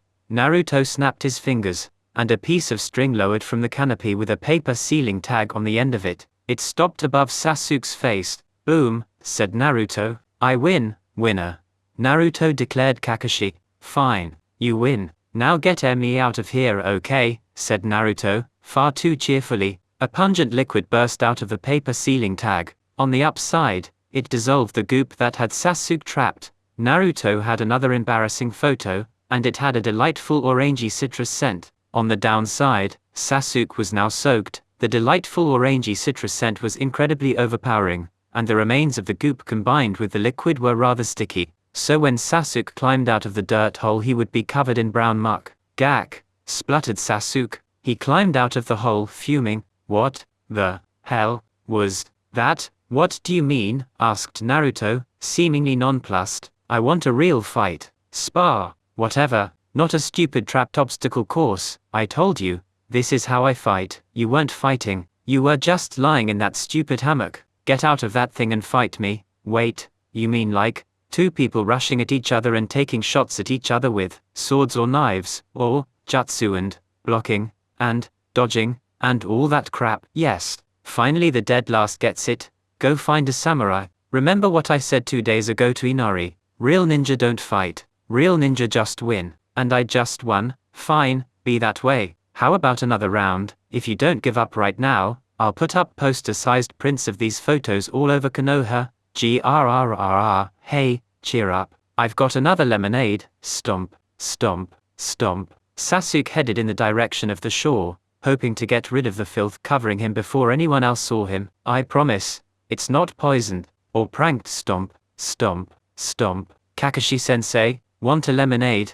Kakashi approached gingerly, using his Sharingan to look for traps. 2 weeks later, Team 7 finally headed back to Konoha. This time, using the tree climbing skills, Sasuke and Sakura had just learned to jump through the trees in a straight line towards their hidden village, meaning everybody and their mother knew where it was. Suddenly, Kakashi called, "Halt! We've got company." Zabuza Momochi landed on a tree limb ahead of them. Beside him, Hakuyuki landed on another tree limb, this time not wearing a hunter nin mask. Zabuza was carrying an oversized katana, obviously one that formerly belonged to one of Gato's mercenaries. "Hatake," said Zabuza, "that was a mighty fine trick you pulled getting Gato to attack us. We appreciate the money, but I want my sword back." "Huh? Your sword?" "Kakashi-sensei, I'm pretty sure he means that oversized meat cleaver he used to fight us last time." "What was it called?" "The Kyuubi Butcher." Kakashi choked. "Whatever," continued Naruto, "I'm the one that beat you last time. I kept the sword, and I'm not giving it back. You are on a mission to kill an innocent man, which means you have to accept the risk of losing your life. The life of your apprentice Haku here." Naruto nodded at Haku. "Or anything else precious to you. Part of the business, it's Kyubikirabocho. And if I say I'll kill you if you don't give it back, why Zabuza, are you looking for a fight?" Naruto looked why too nonchalant about this. Zabuza drew his katana. Kakashi tensed to block Zabuza. Naruto made a single one-handed seal. Zabuza froze, shouted a curse word, and toppled bonelessly off the branch he was about to leap from. "Master Zabuza," cried Haku, diving to catch said swordmaster.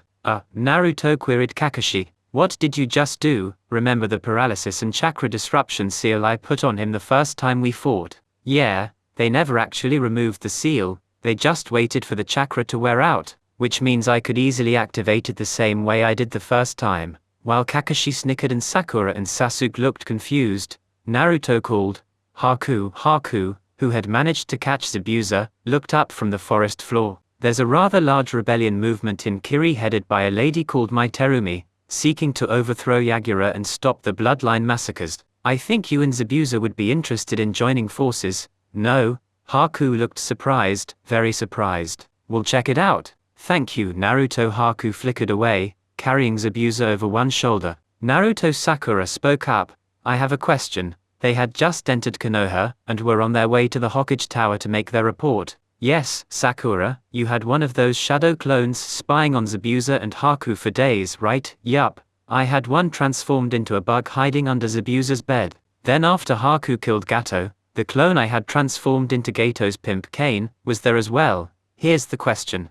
Was Haku a boy or a girl?" "I don't know," shouted Naruto, pulling at his hair. "I didn't want to actually peek on Haku in the bathroom, and Haku didn't change clothes in the bedroom cause Zabuza was there. Haku looks like Haku has a girl's face, but Haku doesn't seem like Haku has any girl parts, but I can't tell for sure because Haku always wore these girly pink fluffy pajamas, and Haku's kimono just covers everything. And Zabuza doesn't talk much, but when he did he never, ever said anything to indicate what Haku's gender was. You might have noticed I never use any pronouns when talking about Haku. It's so frustrating, and I didn't want to just ask cause that'd be rude. If Haku turned out to be a boy it'd be like calling him a girly boy, and if Haku turned out to be a girl it'd be like saying she doesn't look pretty enough, which is totally not true. And then Haku could be a boy pretending to be a girl, or a girl pretending to be a boy, and whatever answer Haku gives could be a lie anyway. Really? You think Haku is pretty,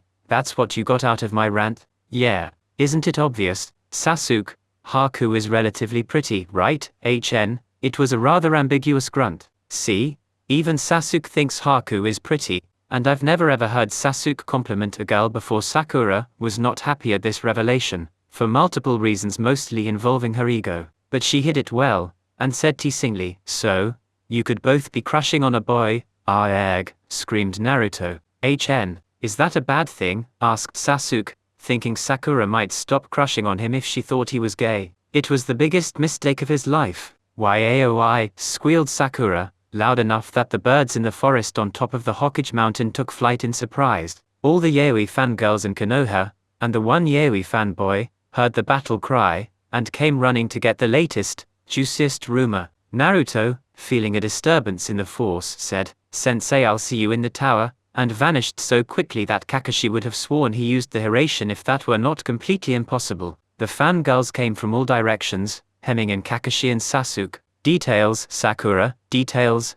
Sakura pointed at Sasuke, but her voice was drowned out in the crowd. "It's forbidden love," shouted one. "But with who?" asked another. Somehow, one preteen girl put 2 and 2 together to get 6, and shouted, "Sasuke and Kakashi, forbidden love." Squee! Kakashi decided, then and there, to request another long C-ranked mission outside of the village. "Hi Gramps," said Naruto, barreling into the Hokage's office. "Naruto, you're back." Hiruzen was happy to see his surrogate grandson hadn't been negatively affected by the mission. "Yup, mission success. Sensei and the team will probably be late though. They got attacked by Yaoi fangirls." Hiruzen, Naruto, and the Anbu hiding in the room shuddered. Fangirls were scary. Yaoi fangirls were even scarier. "Well, how did it go?" asked Hiruzen. "I got a new toy.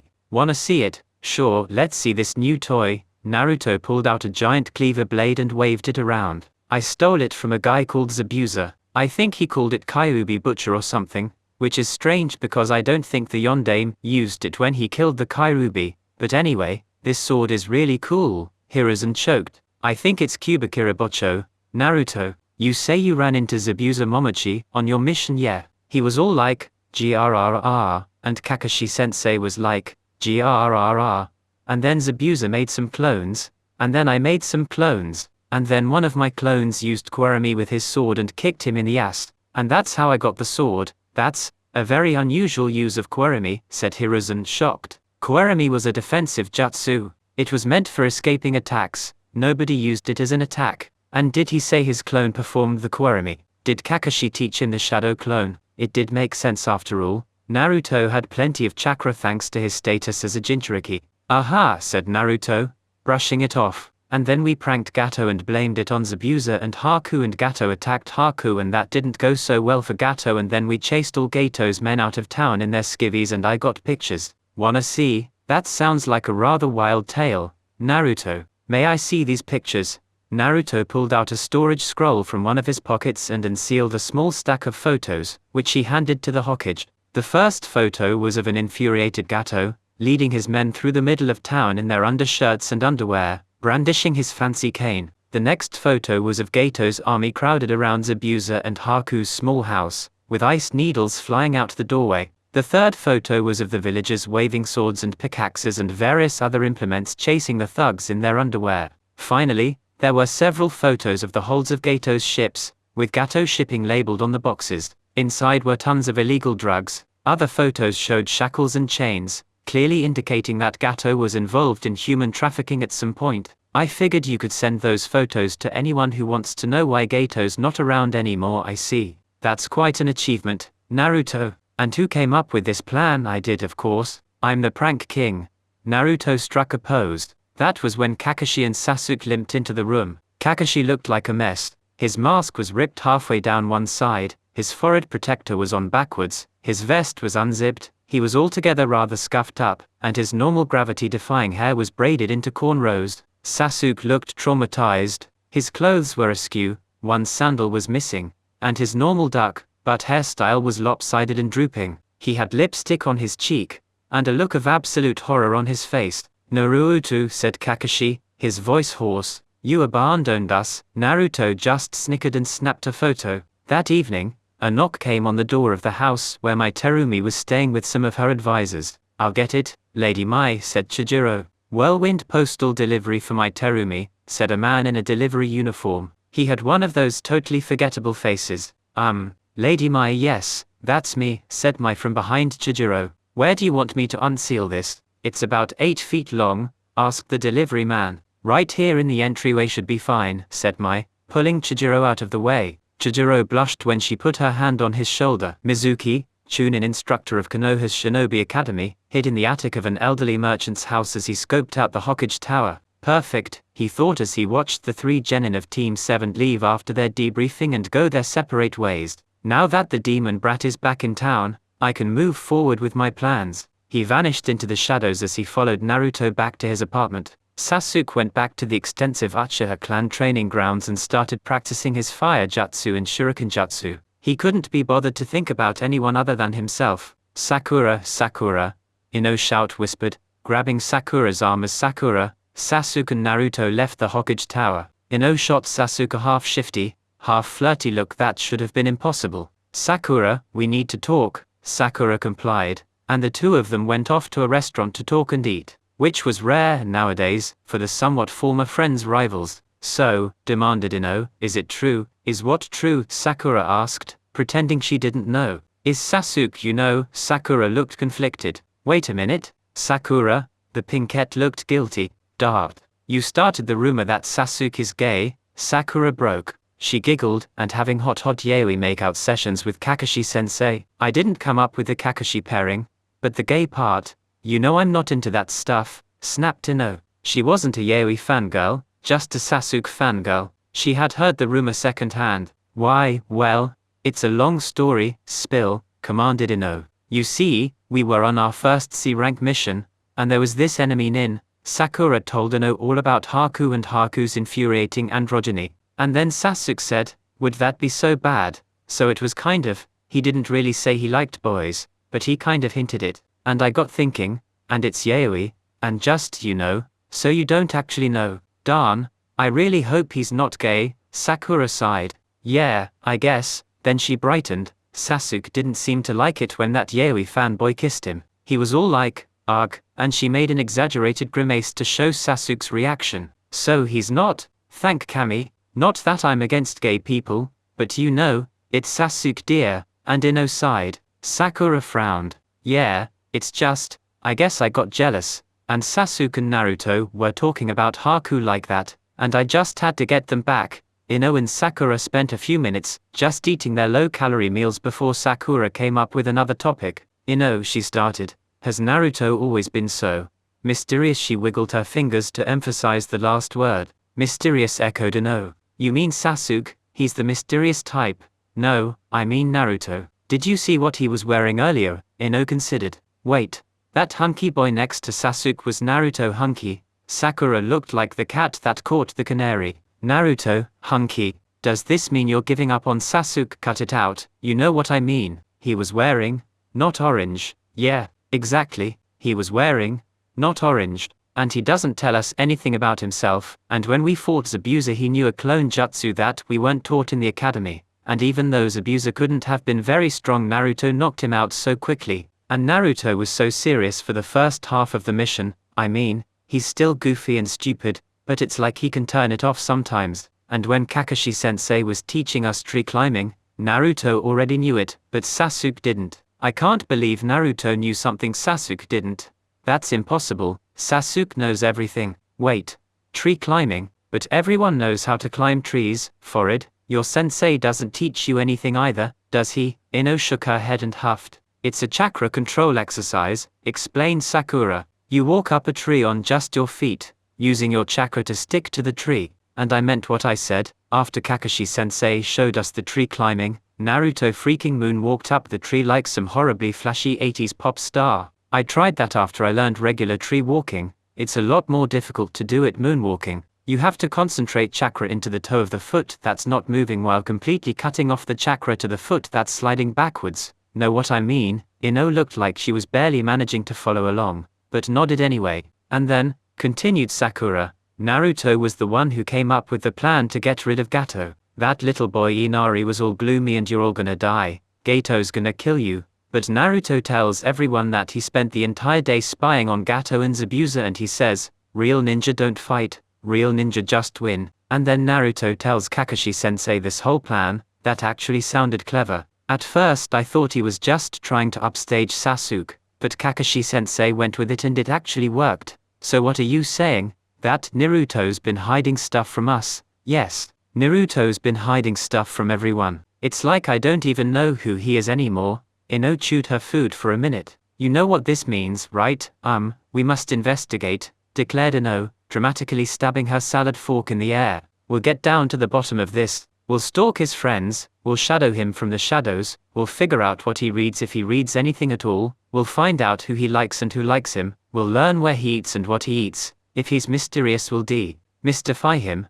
Ino got that crazed Yamanaka rumor hunting look on her face, struck a pose, and shouted, information wants to be free. Sakura shook her head, then she smiled, jumped up, and grabbed Ino in a hug. It's good to have you back, Ino. Ino nodded, and hugged Sakura back. It's good to have you back too, Sakura. Then Ino broke the hug and said, Sasuke's still mine though no way, Ino pig. Sasuke's all mine. Just then, an orange blur ran past the front of the restaurant. Ramen, I've missed you, Detebeo. Ino and Sakura looked at each other and laughed. Boys, they said in unison. Hiruzen Sarutobi had long been one of the sharpest minds in the village, and this fact did not dull in his old age. After dismissing the 3 genin of Team 7, he asked their Jonin sensei to stay. Kakashi straightened up, his clothing falling into place and the rip in his mask suddenly vanishing. The cornrows stayed though. So Kakashi, what's this I hear about you letting Naruto fight an A-ranked missing nin by himself? Kakashi was sweating. It wasn't, I didn't. I told the team to protect the client. I challenged Zabuza, we both released our killing intent, you know how it goes. Then one of the kids, I'm not sure if it was Naruto or Sasuke, used a powerful wind jutsu to clear Zabuza's mist. And Naruto it reminded me of watching Minato-sensei fight, you blink and it's over. Except Naruto didn't even move. From Naruto's description of the fight, said Hiruzen, he used shadow clones. He said he had one of them Kurumi with Zabuza's sword. Yes, a very creative use of Kurumi. He created 3 shadow clones and 2 of them destroyed Zabuza's water clones. I didn't even see how they did it. The 3rd used the Kurumi with Zabuza's sword and slapped a paralysis and chakra disruption tag on the back of Zabuza's neck. Naruto activated it, and that was it. How long did it take him to learn the shadow clone jutsu? I assume you taught him. Kakashi looked confused. No, I didn't teach him. I thought you had taught him. Maybe he watched one of the other jonin perform the technique. Apparently the Ignore Me Jinjutsu on that book was very good. Possibly, said Hiruzen. There are a number of jonin who know the shadow clone jutsu, and he could have gotten the ceiling tag at one of the more specialized stores. Has he exhibited any other unusual behavior? Well, he seems to know a lot about what's going on in Kiri. He told Zabuza's apprentice the rebel leader's name. My Terumi. Once again, Hiruzen was surprised. That's not public knowledge. Jiraiya's spies reported her name years ago, but we never told anyone, not even the Shinobi Council. And as far as I know, Jiraiya hasn't been in contact with Naruto. I suppose he could have overheard it from that Whirlwind employee he mentioned at the start of the mission. Whirlwind Postal, new company, showed up around a year and a half ago. They have an office in Midtown. They specialize in high-speed long-distance deliveries of letters and small packages. We deliver anywhere, to anybody, speedy, safe and confidential. That's their motto. Doesn't that cut into our ninja missions escorting scrolls and the like? Asked Kakashi. I thought the same, but there's nothing I could do about it. They're a civilian business and not a direct threat to our security. And it turns out the business from C-ranked escort missions has actually doubled in terms of profits since Whirlwind started up. We lost a lot of scroll delivery missions, but we actually gained a large number of personal escort missions, which, as you know, pay more than scroll deliveries. It seems that better long-distance communication causes people to travel more. Interesting. Well, I suppose if they really delivered to anywhere in the elemental countries, they would have to know the general state of places like Kiri. Is Terumi's name general knowledge in Kiri? Yes, it is, said Hiruzen. The Mizukage posted a rather large bounty on her. I suppose that explains Naruto's knowledge. Have you considered sending someone undercover as an employee of Whirlwind? It sounds like it would be useful to learn what information they have on other countries, even if only to learn how much they know. That's a good idea. Thanks for the suggestion. Now, back to Naruto. How strong is he? He managed to take out a genin level missing nin using a single high level ninjutsu and a couple of tricks. How are his other skills coming along? Taijutsu, shuriken and kyune throwing, stealth, chakra control, any progress on jinjutsu? Kakashi rubbed the back of his head in embarrassment. His chakra control seems to be good. He already knew the tree climbing exercise when I taught it to the others.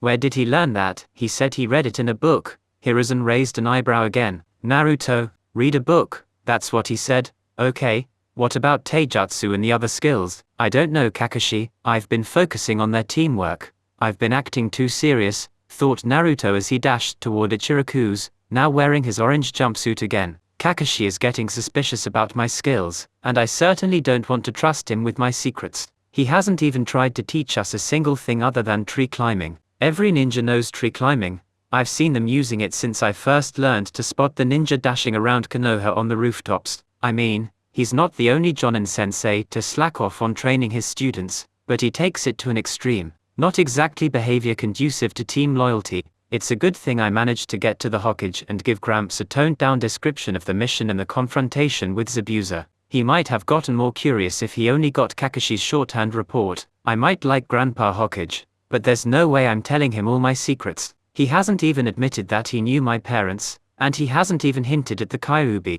For the Hokage, Konoha comes first, and most of Konoha really doesn't like me. Of course, my tail is certainly not good enough to be an Anbu ordered by Gramps to follow me. Whoever it is kind of sucks at stealth. I wonder who it is. That chakra signature feels familiar. Low tune-in level. Good thing I'm already playing the village idiot act. Plastering a bright smile on his face, Naruto bounced toward his favorite ramen stand, shouting, "Ramen, I've missed you, Detebeo, ugh." Though Mizuki, I don't know how some people don't see it. The fact that the brat can eat that much ramen at once is proof that he's not human. Well, we'll see who's laughing at the end of today. Now let's see where you're going next, demon. I need you to be in town, but I can't pull off my plan while you're in public. Mizuki dashed from one shadow to another as he followed Naruto to wherever he was going. After eating 20 bowls of ramen, Naruto went to his run-down apartment in the bad part of town, picked up a comic book, lounged on his ratty couch, and started reading it.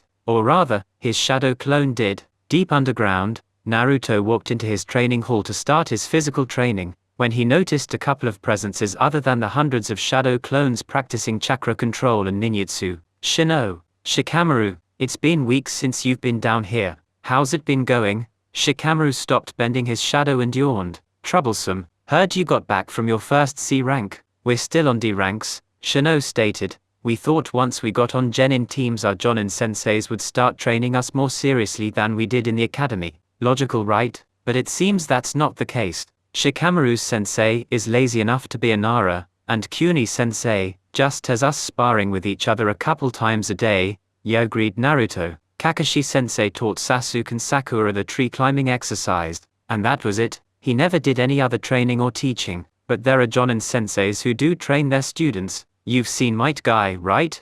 Both of Naruto's friends shivered. I don't think I've ever seen anyone more troublesome, said Shikamaru. Have to agree with you there, said Naruto. But the point is, he trains his genin all the time. They spend more time training than on missions. I suppose we'll have to just do our own training, like we always have, concluded Shino. Yeah, agreed Naruto. He thought back to the day Shino and Shikamaru had become his friends. Naruto had just turned 9. It was mid-October, 1 month after he had discovered the Yondaime's book stashed in the library. He had done the math and decided that Minato Namikaze had to have been his father. He hadn't told anybody, but he had started training in secret. Over the last month, Naruto's progress was simultaneously frustrating and astounding. Frustrating, because, as his father suggested, Naruto wanted to build an underground training ground, but he didn't know any earth jutsu for digging. There weren't any earth jutsu listed in the book, and there weren't any elemental jutsu at all in the academy library. Elemental chakra transformation was considered a tune-in level skill.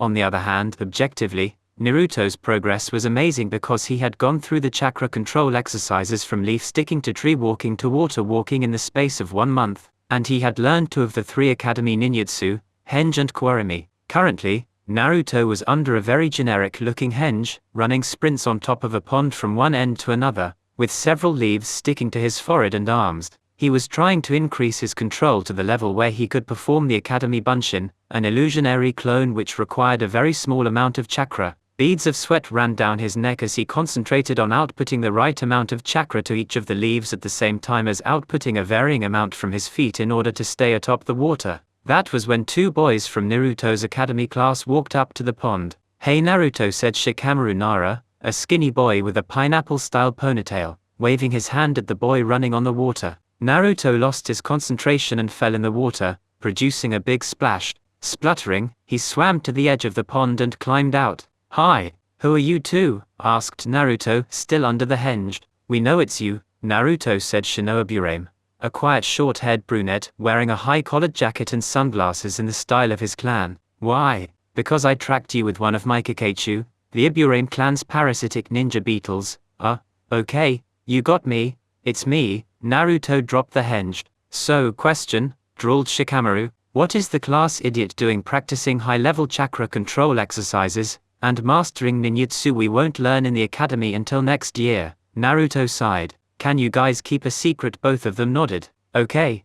Basically I'm hiding my skills so that people won't know what to expect from me when I become a ninja. My goal is to become a real ninja, someone who works in stealth and in secret, who uses deception as his greatest weapon. That's why I'm acting stupid and getting the lowest scores." "Well, that and sometimes I'm just too tired after training and I fall asleep in class. Can you keep this a secret?" "Troublesome." "Yes," said Shikamaru, "that makes sense. Of course I can keep it a secret," said Shino. "Good. So, question," said Naruto, "what is the smartest guy in class doing getting the second lowest grades?" Shikamaru groaned. "Troublesome. Class grades don't mean anything in the real world. Why make the effort? Wanna train together?" It turned out that Shino and Shikamaru weren't interested in doing anywhere near the same amount of training as Naruto. It helped that both of them were extremely non-competitive. Still, they trained with Naruto a couple of times a week. Naruto was rather annoyed to find that both of them learned the chakra control exercises faster than he did, though neither had anywhere near as much stamina as he did. "We need a secret underground base where we can train in secret," said Naruto a month later, having finally mastered the Bunshin and wanting to move on to the more interesting things his father came up with. "Isn't that kind of overkill?" asked Shikamaru. "Ha, overkill? What's that?" asked Naruto, quite seriously. "Overkill," defined Shikamaru, "spending too much effort on something that isn't worth it." "Oh, then no, it's not overkill. I wanna try some training methods that I really don't want anyone seeing. The problem is, we need some Earth-style jutsu in order to make an underground training room. I'll check my family's library to see if we have any Earth-style scrolls," said Shino. "Likewise," sighed Shikamaru. "I gotta start pranking higher-level ninja," said Naruto. "Establish a cover before I start sneaking into places like the Chunin-only library, just in case I get caught." One day, in a hollowed-out training hall deep beneath Konoha, two root drones wearing white animal masks were sparring. Suddenly, pebbles started falling from the sandstone ceiling, and the two of them jumped back, falling into a defensive stance. The ceiling cracked open and a blonde 9-year-old boy fell on his butt. He blinked and looked around. "Hi," he said cheerily, "I was digging." He smiled a broad smile at them, stood up and dusted off his pants, and made a few hand signs. "See you later, underground creature people," he chirped, and dove into the ground. The holes in the ceiling and floor closed up, leaving no trace that anything had ever happened. The two root drones blinked and looked at each other. "Did that just happen?" asked one in a tone of voice that went against root regulations. "I think so," said the other. He was funny. Then the anti-emotion seals that all root ninja had tattooed on their skulls kicked in, and both of them forgot it ever happened. Note to self, thought Naruto as he dug horizontally after going down several meters. Figure out how to use Funjutsu to protect my base from random strangers using the earth release. Hiding like a mole jutsu. And that was how it started. "So," said Naruto, "now that we're all around 13 years old, we can start using light weights and resistant seals without having to worry about stunting our growth." "I'll take resistant seals," said Shikamaru. "Like your dad wrote, speed is everything in a fight, and the seals are better for speed training." Oh yeah, Naruto had shared most of the contents of his father's book with his two friends. They couldn't read it, thanks to the powerful Jinjutsu seal, and some things were private. But Naruto could certainly copy sections of the book by hand. "I'm afraid I'll have to stick with weights," said Shino. "My Kakachu will interfere with the resistance seals," Okay, said Naruto, I'll be using seals as well. You guys up for a light taijutsu spa to get used to them? Taijutsu only, no chakra enhancement, declared Shikamaru. Pure taijutsu was Naruto's weakest area. At a young age, it would have been unwise to attempt the heavy strength training necessary to match top taijutsu and weapons users, based on physical strength. Without enhancing his body with chakra, he was a fair match for his two best friends in a 2-on-1 taijutsu match. He had, after all, done far more practice than they. Of course, when Naruto compensated using large amounts of well-controlled chakra to enhance his body, it was no contest, and when he eventually multiplied his pure physical strength and speed through the new resistance seal training, there was no telling how far he could go. Naruto's clone, still lounging on his couch reading his comic book, felt his tail disappear. Wonder what he's up to. Well, he didn't find out anything about me. Then Naruto clone felt a couple of familiar chakra signatures approaching. Sakura and Ino. What are they doing in this part of town? They're just outside my window. I think they're spying on me. Naruto clone hid his devilish smirk behind his comic book. He discreetly took a deep breath, shifted his butt, and blew all that air out through his lips in a raspberry to simulate an enormous fart. Then he grunted, that's better. Sakura and Ino gagged. Phew, said Naruto clone, waving his comic book in front of his nose. Guess I need to air out this place. He walked over to the window as if to open it. Before he was halfway there, his enhanced hearing heard the sound of Ino and Sakura fleeing. When he reached the window, he looked out, and saw something that would have made his blood freeze in his veins, if he had any. Mizuki snuck into the Hokage Tower, using a henge to impersonate Naruto. He had figured out all the traps and security around his goal months ago, and then his plans had been ruined when that demon brat managed to pass the exam. It had taken him months to come up with an alternate plan. No one saw him as he dodged between guards and painstakingly disabled or bypassed each trap, before finally reaching the treasure. Oh, Orochimaru was going to be so pleased. As Mizuki picked up the forbidden scroll of seals and slung it on his back using a strap, he failed to notice something glowing on the shelf after he picked it up. Naruto, what are you doing? Mizuki jumped back in surprise when the Hokage himself stepped in front of him. Oh right, I'm still wearing the face of the demon brat. Hey, who are you? Shouted a 9-year-old boy running up. Are you trying to steal that scroll? I'll stop you. No, Konohamaru, get back. That isn't Naruto. It was too late. Konohamaru pulled out a wooden kunai and charged at Mizuki, who planted a fist in the little boy's gut, whipped out a real kunai, and held it to Konohamaru's neck. Let me go, or your grandson dies, threatened Mizuki. With a look of anger on his face, the Hokage backed off. Mizuki dashed out the window, still holding Konohamaru with the kunai at his neck. He raced through the streets of Konoha, still wearing Naruto's face. Naruto groaned. That was brutal. Shino groaned. His insects buzzed quietly. Shikamaru yawned. Naruto, what do you think about getting some clouds down here? All three of them were lying on their backs after their first training spar with weight seals. Shino groaned again. Shika, said Shino, don't get him started on Funjutsu. It was too late. Well, started Naruto, I suppose I could design a physical light reflecting Jinjutsu seal that makes the roof blue like the sky and puts clouds up there, but then there's a problem with distance perception. The clouds will look too close, affecting Jinjutsu. To fix that would be annoying for anyone who can sense foreign chakra in their system.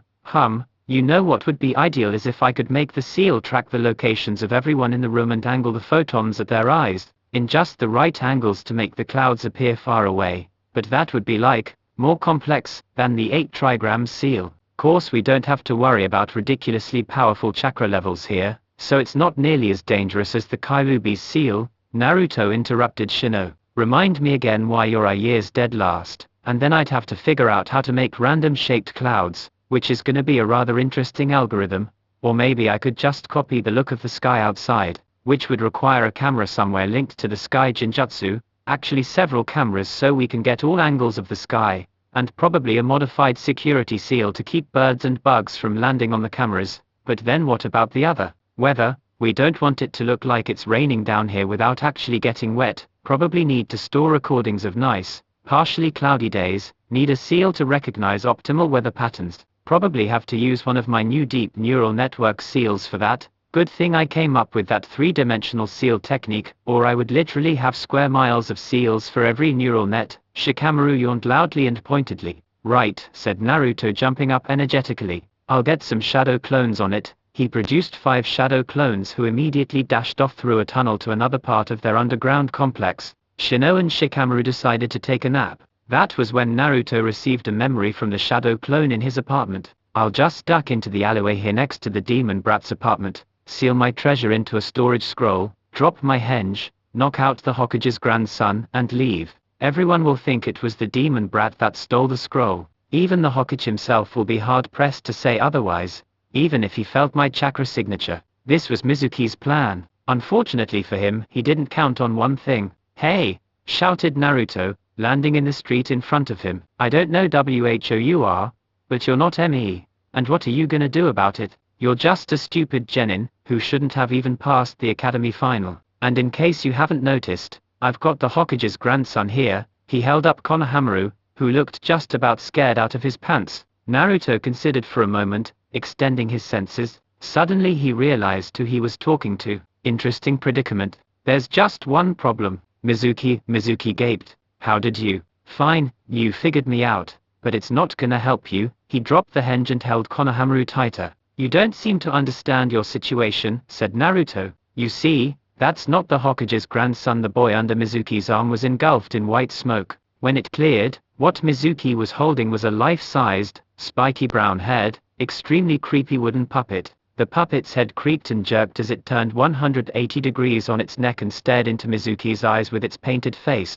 Mizuki, said the puppet in a tinny girl's voice, as if coming from a speaker. Gaara, shouted Mizuki, dropping the puppet and kicking it into the side of a building. The puppet vanished in another puff of smoke. Naruto snickered. And one more thing, your stealth is terrible. You're even worse at stalking people than Hinata is. And yep, came out of an alleyway somewhere down the road. I'll kill you, Kyuubi brat, shouted Mizuki. He pulled out another kunai and rushed Naruto. Hey Gramps, called Naruto. Anytime now.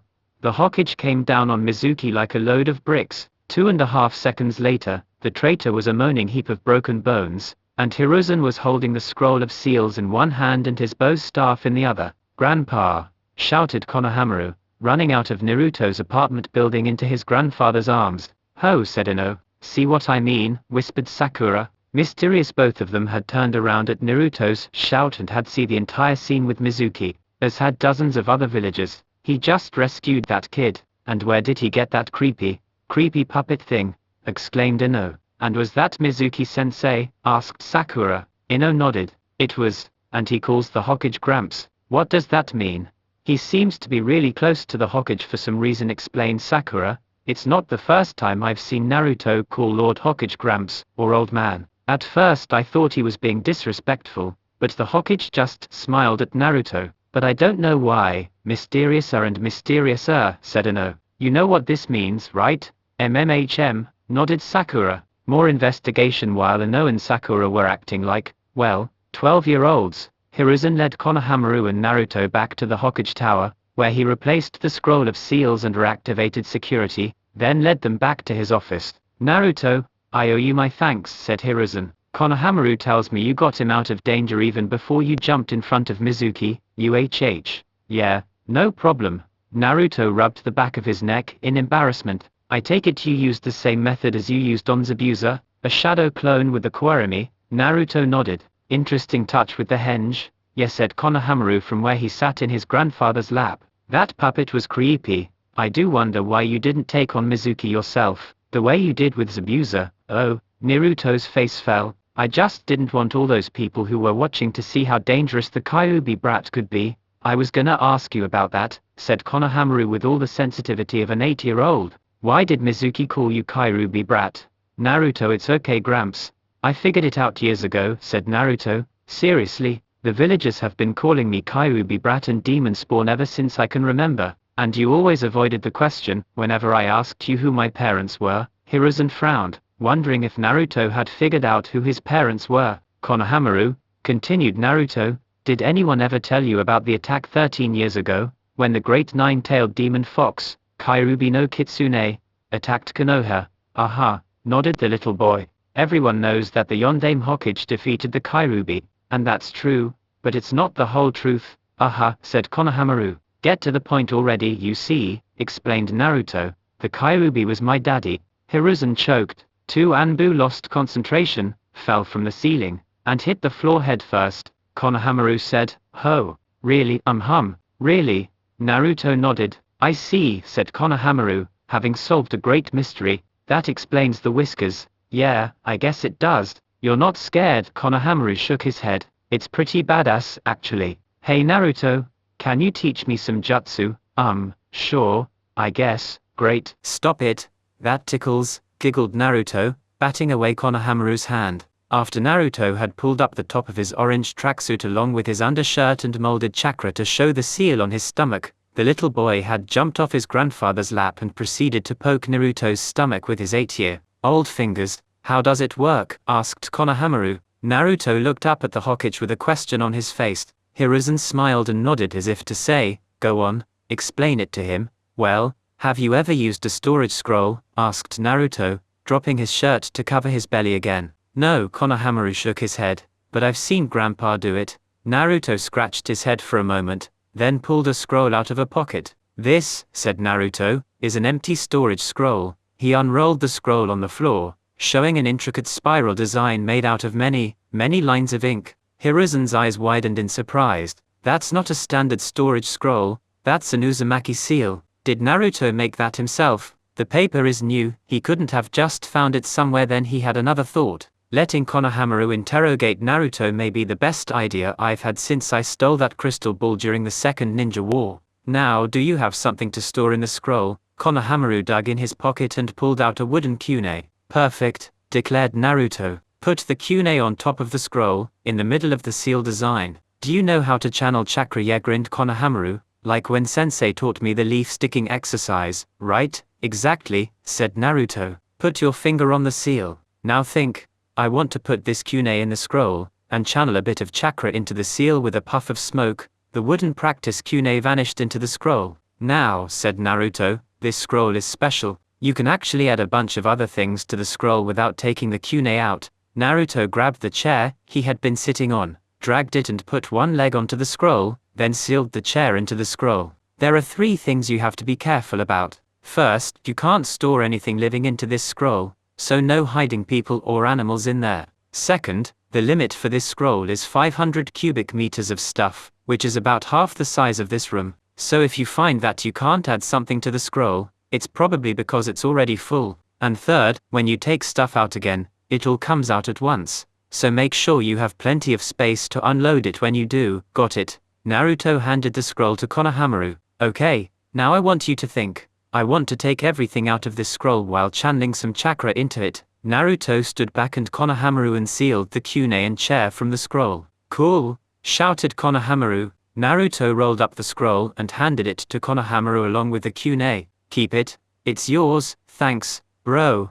"No problem, Konohamaru." "Now, back to our original discussion. Can you guess what this seal does?" Naruto lifted his shirt again, showing the 8-trigram seal. "It turns you into a storage scroll," said Konohamaru. "Exactly," Naruto beamed. "My belly is like a storage scroll that holds a giant, walking, talking fuzzy 9-tailed critter. That's why this seal looks so much different than the seal on the storage scroll.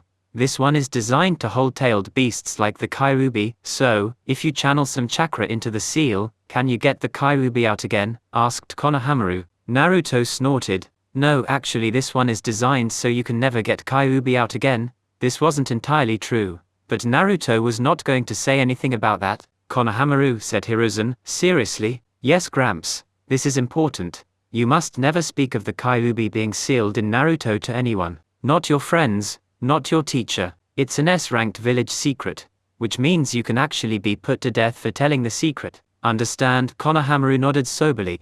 "Okay, now why don't you two help me wake up these brave Anbu, who seem to have fainted on our floor?" Hiruzen was answered with 2 wicked grins. "Can we use fire?" asked Konohamaru. After waking the 2 guards in the most embarrassing way possible, Hiruzen sent Konohamaru home with his mother, who, while in Anbu, had fortunately or unfortunately not been one of the 2 in the room. Then he sent the Anbu to guard the doors of the room from the outside, and used a privacy seal to prevent anyone from hearing. This left Naruto alone with Hiruzen, who had questions he didn't want his grandson to hear the answers of. "Naruto, how did you really learn about the Kyuubi?" asked the Hokage. Naruto thought back to when he was 9 years old. Well, the new underground training room was finally ready to use. Shikamaru, Shino and Naruto had racked their brains and searched all the libraries they had access to for an earth jutsu that could hollow out a large space under the bedrock, until Naruto finally came up with the method of using the hiding like a mole jutsu, which temporarily turns the dirt and rock you are digging through into soft sand to carve out large chunks of rock and seal them into storage scrolls. When they had hollowed out a large enough cavern, they smoothed out the walls and floor with multiple earth-style walls, and Naruto had painted chakra-absorbing seals on the walls, ceiling and on the rock below the dirt floor in order to prevent anyone from sensing their training methods. In addition, Naruto had painted seals on the ceiling to keep the air fresh and provide lighting. The result was a giant underground room, deep below the surface of the bedrock, 120 meters wide in either direction and 30 meters tall. It was glorious. Today Naruto was alone in the training hall, with a sense of accomplishment at finishing their project. Shikamaru and Shino had decided to take a couple days off of training. Naruto, on the other hand, was just too excited. He could finally take his training to the next level. Naruto formed a cross-shaped hand seal with his index fingers. Focusing his chakra, he shouted, "Multi-shadow clone jutsu." 200 clones appeared in the training hall. Naruto frowned. He didn't even feel tired. "Okay. Everyone spread out. I need more space." His clones complied. Naruto took a deep breath in and focused as much chakra as he could. Multi-shadow clone jutsu. This time, 1,000 new clones appeared in a giant puff of white smoke. Naruto grinned. Then he toppled over in a dead faint. Naruto opened his eyes. He inspected his surroundings.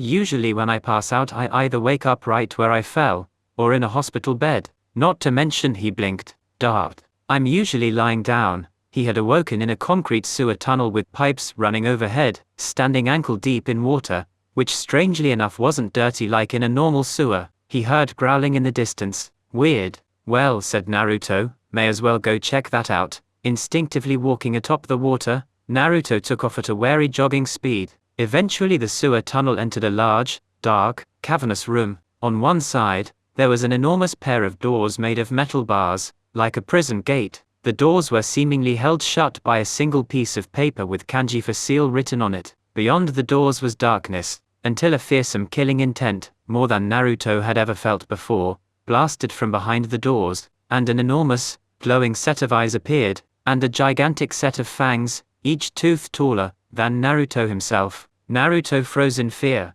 "Hello, human," said the creature. Its voice reverberated through the room, shaking Naruto's bones. Naruto jumped back. "What the hell?" shouted Naruto. "It's a giant carnivorous talking bunny rabbit." "I am not a bunny rabbit," roared the creature. "I am the great nine-tailed demon fox, Kyuubi no Kitsune. Bow before me, Pune." "Kyuubi," said Naruto. "You don't look so tough, Grarag," roared the now-named Kyuubi, slamming into the cage doors. "Also," said Naruto, "you're definitely a bunny rabbit. Nothing else has big long cute-looking ears like that." He nodded as if to affirm his conclusion. "How dare you, you criffing spawn of a womp rat and a hut. I am not cute. You're a Star Wars fan. Darth Maul is my favorite character. I bet your favorite is something lame like that whiny fleshbag Luke, or the preachy green shrimp, Yoda. Hey, Yoda is totally awesome, but yeah, Luke is kinda wimpy, and my favorite character is actually Boba Fett. Boba Fett? Nobody knows anything about him. I'll never understand why people like Boba Fett. He isn't even a real character. He only has like 18 lines in all the Star Wars movies, and most of them are in one of the trashy prequels." "Exactly," explained Naruto. "He's like a ninja. Of course nobody knows anything about him." "Whatever. Now what do you want, human? Did you come here to demand some of my power?" growled Kyuubi. No, I don't want anything." "Well, actually I want to know where I am and how I got here, and preferably also how to get out." "You don't want my chakra. Why would I want your chakra? And isn't it like yours?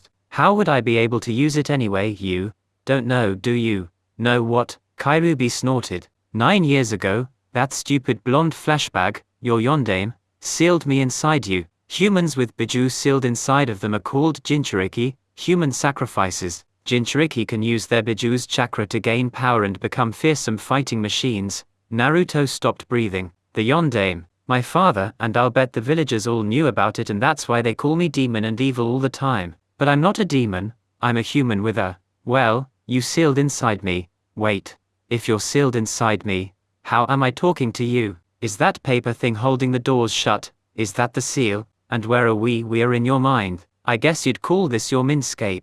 And yes, that paper represents your control of the seal, so mindscapes are real. I thought they were only fiction, like in Inception. Wait, Inception has dreamscapes, not mindscapes. Are those real too? Yes. But there's no time dilation effect. Cool. But if this is my mindscape, where are my memories? Isn't there supposed to be some representation of my memories somewhere around here? Like books or glowy orb things? I don't know. This isn't a Harry Potter fanfic. Mindscapes aren't even part of HP canon anyway. Meh. I'll figure it out. So, Jinchuriki, what are the other Jinchuriki like? Are they samurai or ninjas? HMPH. They call themselves ninjas. But if a human used a Bijuu's chakra, wouldn't they be fighting more or less like a samurai? No swords, but if I used your chakra I'd probably be glowing orange and people would be able to feel the chakra output miles away. Granted, it would be extremely powerful, in a blunt weapon kind of way, like a proton torpedo. Everyone could see it coming and everyone would know who it was. Not very ninja-like, true, but that never stopped any of the other ninjas. I don't get it, said Naruto, frowning in thought. You almost sound like you want me to use your chakra. Of course I don't want you to use my chakra. It's my chakra. Yes, you do. You've been practically offering it to me this whole time. And you're answering my questions and stuff and more or less acting nice. I am not nice. I am a demon. I am the greatest, most powerful demon in the world. I am evil incarnate. Exactly. Which is why it would be incredibly stupid for me to take your chakra. I mean seriously, anyone who reads comic books or watches TV or movies knows that using a malevolent source of power, one that you didn't earn, practically makes you a supervillain. I mean, the only good guy I can think of who uses an external source of power is Doctor Strange, and he gets his extra power from Agamotto, who's a nice guy. You're more like Dormammu, except slightly cooler. And then there's the fact that the Bajuais who use external sources of nasty power always end up getting badly beaten like Baron Mordo, or exploding like that extremist guy in Iron Man 3, or dying when the power leaves them, or possessed or eaten. Within a couple of episodes, or by the end of the movie or comic book, it'd be like Spider-Man using the alien symbiote slime thing that tries to take him over. I mean, how idiotic and bone-headed would I have to be? Damn, huffed Kyuubi. I was hoping you'd fall for that. You're a funny guy, you know, snickered Naruto. What's your name anyway? Kyuubi is just a description of your nine-tailed form. It's not a name. I'm not telling you my name. Names have power for powerful beings such as I. Just call me Kyuubi. Naruto blinked. Huh, really? I thought that was a fairy tale thing. Okay, Kyuubi. Then he changed the subject. By the way, have you seen the Star Wars movie they released 2 years ago? Can you even get movies in here? There's a new one. Really, who knew? Kyuubi could use the puppy dog eyes. It would have been effective, especially with the bunny ears, if he hadn't been 5 stories tall. Man, that really sucks, said Naruto. Do you know if there's a way I can get you the movie? If you let me, I can access your senses, so I can see what you see and hear what you hear. Cool. So all I have to do is rewatch the movie. Wait, what about shadow clones? Can you see the memories that come in when a shadow clone is dispelled? If I send a bit of chakra that way, and if you channel your intent into the seal, yeah, probably. I don't think I can access your older memories though. Okay, let's try that. I don't really want to go back and rewatch all the movies that came out in the last 9 years myself. Thanks, human. I have a name, you know. It's Naruto Uzumaki Fleshbag, Bunny Rabbit, Stupid Blonde, Fuzzbot, Ramen Addict. Hey, don't knock ramen. It's the food of the gods. I'm a demon. Good point. What's your favorite food then? Chocolate. Dark chocolate. The good kind, not that plastic from Hershey's. Kyuubi's face twisted in distaste as he said plastic. Preferably German or Swiss. Ha, I would have figured you'd say humans. Humans are alright, but the good ones are rare. I like nice and fat. Daimyos are especially good. Why do you attack Konoha then? It's a ninja village. Not many fat people. You wouldn't understand. Try me. Not telling. Come on. Naruto pouted. After all this bonding we did. Bonding, fair. I was bored. If you don't tell me, I won't let you watch movies. Grrrrrrr. Fine, I'll tell you. Great, I'm listening. Eventually. Now leave, human. But, fine. This isn't over, you know. And you haven't even told me how to leave. It's your mind. Just focus on wanting to leave. Oh, got it. Naruto turned around as if to leave. One more question, said Naruto, turning back. This is very important. I have to know. Are you a guy or a girl? Insolent fleshbag, growled Kyuubi. He blasted some chakra through the bars, sending Naruto out of his minscape and into consciousness. Well, said Naruto, his mind back in the present. He told Hiruzen, I made too many shadow clones one time and ended up talking to the Kyuubi in my mind. And that's how I found out Kyuubi was sealed inside me. So you can talk to the Kyuubi. Yeah, he's actually pretty cool once you get past the whole I want to eat you thing. And he's definitely a he. I got Kiba to show me how to tell the sex of a dog once, and I snuck up on Kyuubi while he was sleeping. Definitely a dude. Hiruzen blinked. Well, you learn something every day.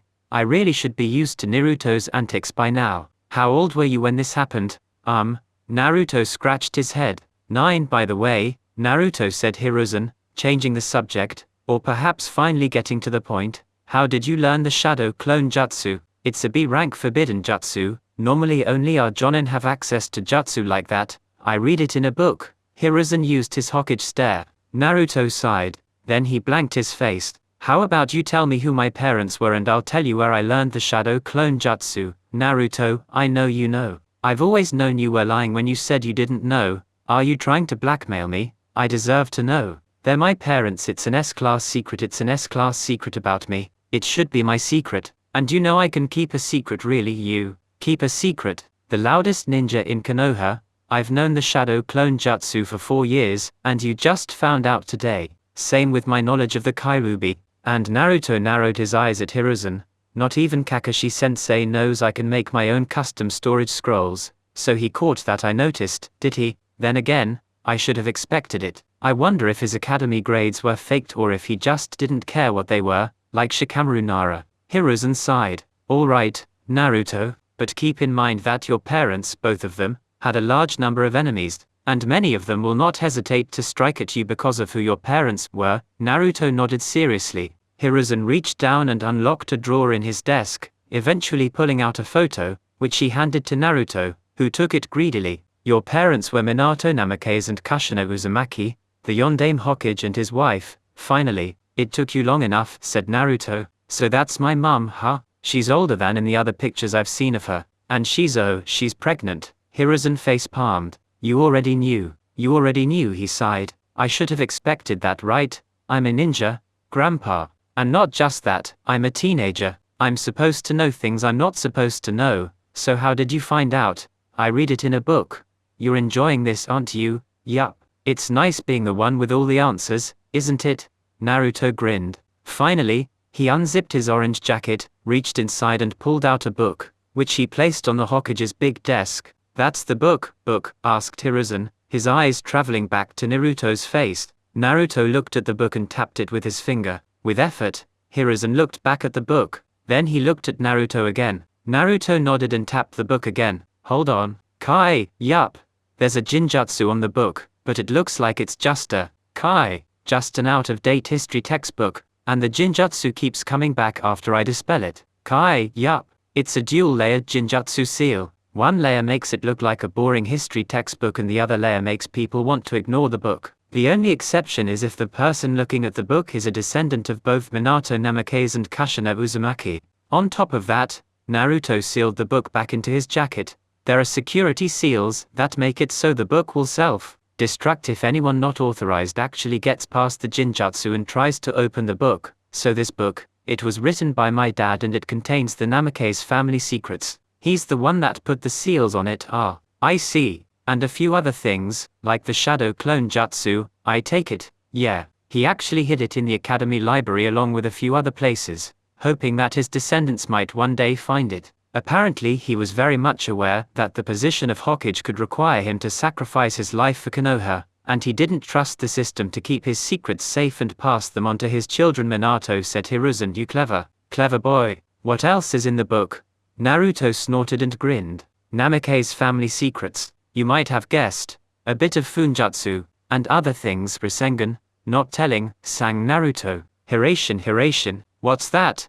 Naruto plastered an innocent look on his face that was patently false. Hiruzen chuckled. The Chunin exams are next month. I believe Kakashi plans to enter your team. I look forward to seeing how you do. That's nice. I look forward to seeing if I can get through the exams without showing my skills. Naruto grinned. Speaking of Kakashi-sensei, could you do me a favor, Gramps? Don't tell him about the book, or the funjutsu. He hasn't actually taught us anything. Well, he taught Sasuke and Sakura the tree walking exercise, but I already knew that. He's more of a team captain than a sensei, so I don't really want to share my secrets with him. Actually, don't tell anyone about the book.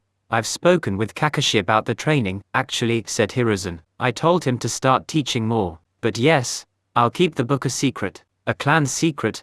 Actually, not many know it, but when someone becomes Hokage, their family, no matter how small, becomes registered as a clan of Konoha, with all the rights and privileges of the founding clans, and if you share clan secrets with other people, those people are actually legally not allowed to share them with others. Cool. Thanks, Gramps. Alright, I guess I'd better get to this paperwork. Okay, see you around, old man. Naruto left in a puff of smoke. He used Shunshin, thought Hiruzen, so he doesn't know the Hiration, or maybe he knows the Hiration, but he used Shunshin to make me think he doesn't know Hiration. Damn it, that boy is as good as Ibiki with the mind games. Team 7, here for another C-ranked mission, said Kakashi. It was 10 o'clock the next morning. Kakashi had shown up to Team 7's meeting spot an hour earlier than normal, and led them to the Hokage Tower via a ridiculously tortuous path. Didn't your team just come back from a C-ranked mission? Asked the Chunin behind the desk, who happened to be Hana Inuzuka. Regulations state that genin teams have to do at least 15 D ranks for every C rank. Someone's gotta do those chores. Regulation 352H, created by the Yondaime Hokage, states that there's an exception to that rule if one or more members of the team are being harassed by yaoi fangirls. Said the Heimaru triplets, one after the other. Bullshit, said Hana, agreeing with her three ninja dog partners. Bullshit, said Sakura, agreeing with Hana. Said Sasuke, agreeing with Sakura, but expressing his reluctance at doing so for multiple reasons. It was amazing how much an Uchiha could put into a one-syllable grunt. Kakashi turned around, where a long row of heavy, polished leather-bound books sat on a shelf on the other side of the room, spanning the entire wall. He pulled out one of the newer books and searched the table of contents. There. Rule 352H.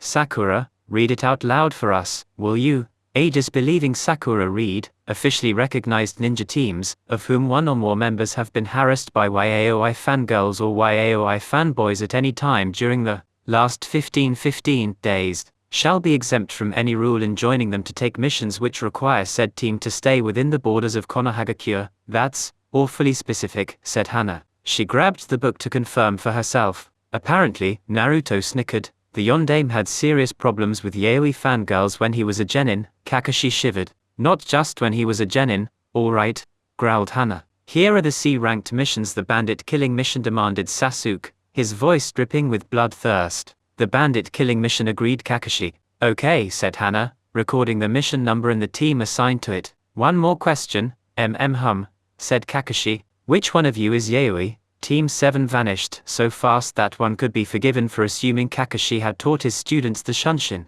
or Sasuke and Sakura, at least. Quick, Heimaru, after them, we'll sniff out the truth. No one escapes in Inuzuka, shouted Hana with a disturbing gleam in her eye. Izumo and Katetsu stumbled as four figures dashed out of the gates of Konoha, almost blowing them over with the wind of their passage. Team 7 vanished into the distance, Sakura making a double furrow in the ground with her heels as Naruto and Sasuke dragged her backwards by the upper arms. Hey, Kakashi-sensei, what are the mission details? Asked Naruto once they had finally slowed down. Are we even heading in the right direction, eh? Don't worry, I opened the top of the scroll while we were running towards the gates. The scroll says that the bandits in question have been attacking merchant caravans near Tanzakugai. Intelligence estimates that there are between 25 and 40 bandits in the group. Nothing special, just your ordinary bandits like the ones we chased out of Wave. The mission is to wipe them out. No hostages to worry about, asked Naruto. No, that would make it a B-ranked mission, let me guess. You've been carrying camping equipment for a long-term mission outside the village since yesterday?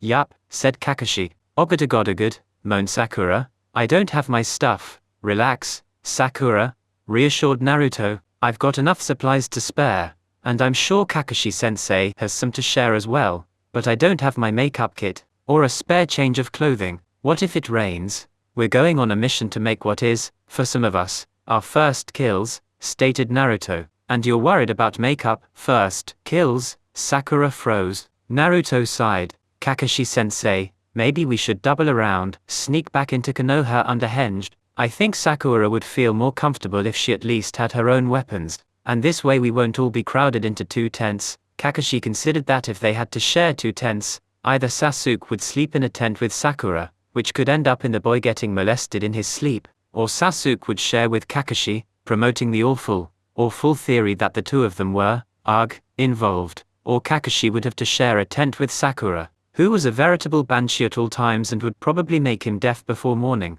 Alright team, consider this evasion training. We'll go forward until the next stream and then we'll use the stream to lose our scent on the way back to Konoha. Hopefully Hana will assume we've used the stream to keep going forward, and we'll go the other way. Kakashi and Naruto were waiting outside the gates while Sasuke and Sakura went back in to fetch their weapons, camping equipment and makeup. So Kakashi-sensei, you're planning to get Sasuke and Sakura blooded on this mission? Kakashi turned his eye on Naruto. You've already made your first kill. Naruto took a deep breath. I was 6. A drunkard followed me onto my apartment roof with a knife. He got me pretty bad, but I managed to shove him over the edge. Old man Hokage helped me through it. I was 5, said Kakashi, surprising Naruto. I was a child prodigy, already a genin. It was war, so it was essential to get even our genin into fighting condition as quickly as possible. Sensei took us on a bandit killing mission just like this one. I killed 7 bandits, slashed their throats or buried kunai in their hearts. Damn, said Naruto. They were silent after that. The team was lucky and saw neither hair nor fur of Hana and her ninja dogs before they reached Tanzakugai the next day. Kakashi stopped at the chief of police's office and obtained the latest information on the location of the bandits, before summoning his own ninja dogs and tracking down the bandit camp. Okay, said Kakashi. Here's the plan. We'll do this in daylight because you 3 don't have any experience with nighttime operations. According to my ninja dogs, there are 31 bandits in the camp. Priority is containment. We don't want anyone in the camp getting away. So the first thing we'll do is use stealth and set lethal traps in a 40-meter radius around the camp. Then we'll move in and set another ring of traps in a 30-meter radius. We'll do this in pairs. Sakura, you're with me, and Naruto and Sasuke together. I'll send Pakken with Naruto and Sasuke to tell you where to set the traps. If a patrol or a stray bandit leaves the camp, let them leave without seeing you and we'll track them down later. Got it? After receiving the affirmative, Kakashi said, after setting the second circle of traps, each pair will go on the opposite side of the camp and will attack in person. The signal to attack will be an explosive kunai in the center of the camp. If at any point you suspect that one of the people in the camp is not there willingly, I want you to knock them out. Otherwise, your orders are to kill. Understood? One more thing, Sakura, when we attack, I'm going to let you take point, and I'll cover your back. Naruto and Sasuke, you 2 are free to attack in whatever pattern you want, but make sure to watch each other's backs. Now remember, stealth as we approach the camp and complete silence until I give the signal to attack. Naruto strolled down the street in his orange jumpsuit. Chaos, naturally, followed in his wake. Sakura and Ino were stalking Naruto. They ducked behind some crates. I think he's gonna go do some training next, whispered Sakura. Yeah, he must have done lots of training by himself, agreed Ino, also in a whisper. Maybe we'll find out what kind of training he does. Nodded Sakura. I still can't believe he eats ramen for breakfast though. Ino shook her head. How is he not fat? He ate 12 bowls of ramen. I don't think even Choji could eat that much. Naruto should be like, twice as big as Choji. He's getting away, said Sakura, peeking around the boxes. Naruto, in fact, had simply continued walking. Sakura and Ino dashed along the street into a narrow alley to continue following Naruto. Ahem, Sakura and Ino jumped and looked around wildly. Sakura, Ino, said Hinata in a flat tone, emitting a small amount of killing intent. She stood in front of them, hands on her hips. Hinata, said girl, straightened as if caught doing something wrong. What happened to the shy, timid Hinata? I see that you have decided to become Naruto fangirls, stated Hinata, scowling. I want to make one thing clear. You can follow Naruto, you can talk to Naruto, you can moon over Naruto at all hours of the day and night, but Naruto is mine. Got it. Hinata's killing intent rose to tune-in level. Got it, agreed Sakura, looking properly chastised. Got it, squeaked Ino. She's scarier than Shikamaru's mum. Good. Now, Hinata peeked around the corner to look for Naruto. Ino and Sakura followed suit. Where'd he go? Whispered Ino. Oh no, we've lost him, whispered Sakura. Who are we following? Whispered Naruto. Hinata whipped around and saw Naruto behind them. Eep.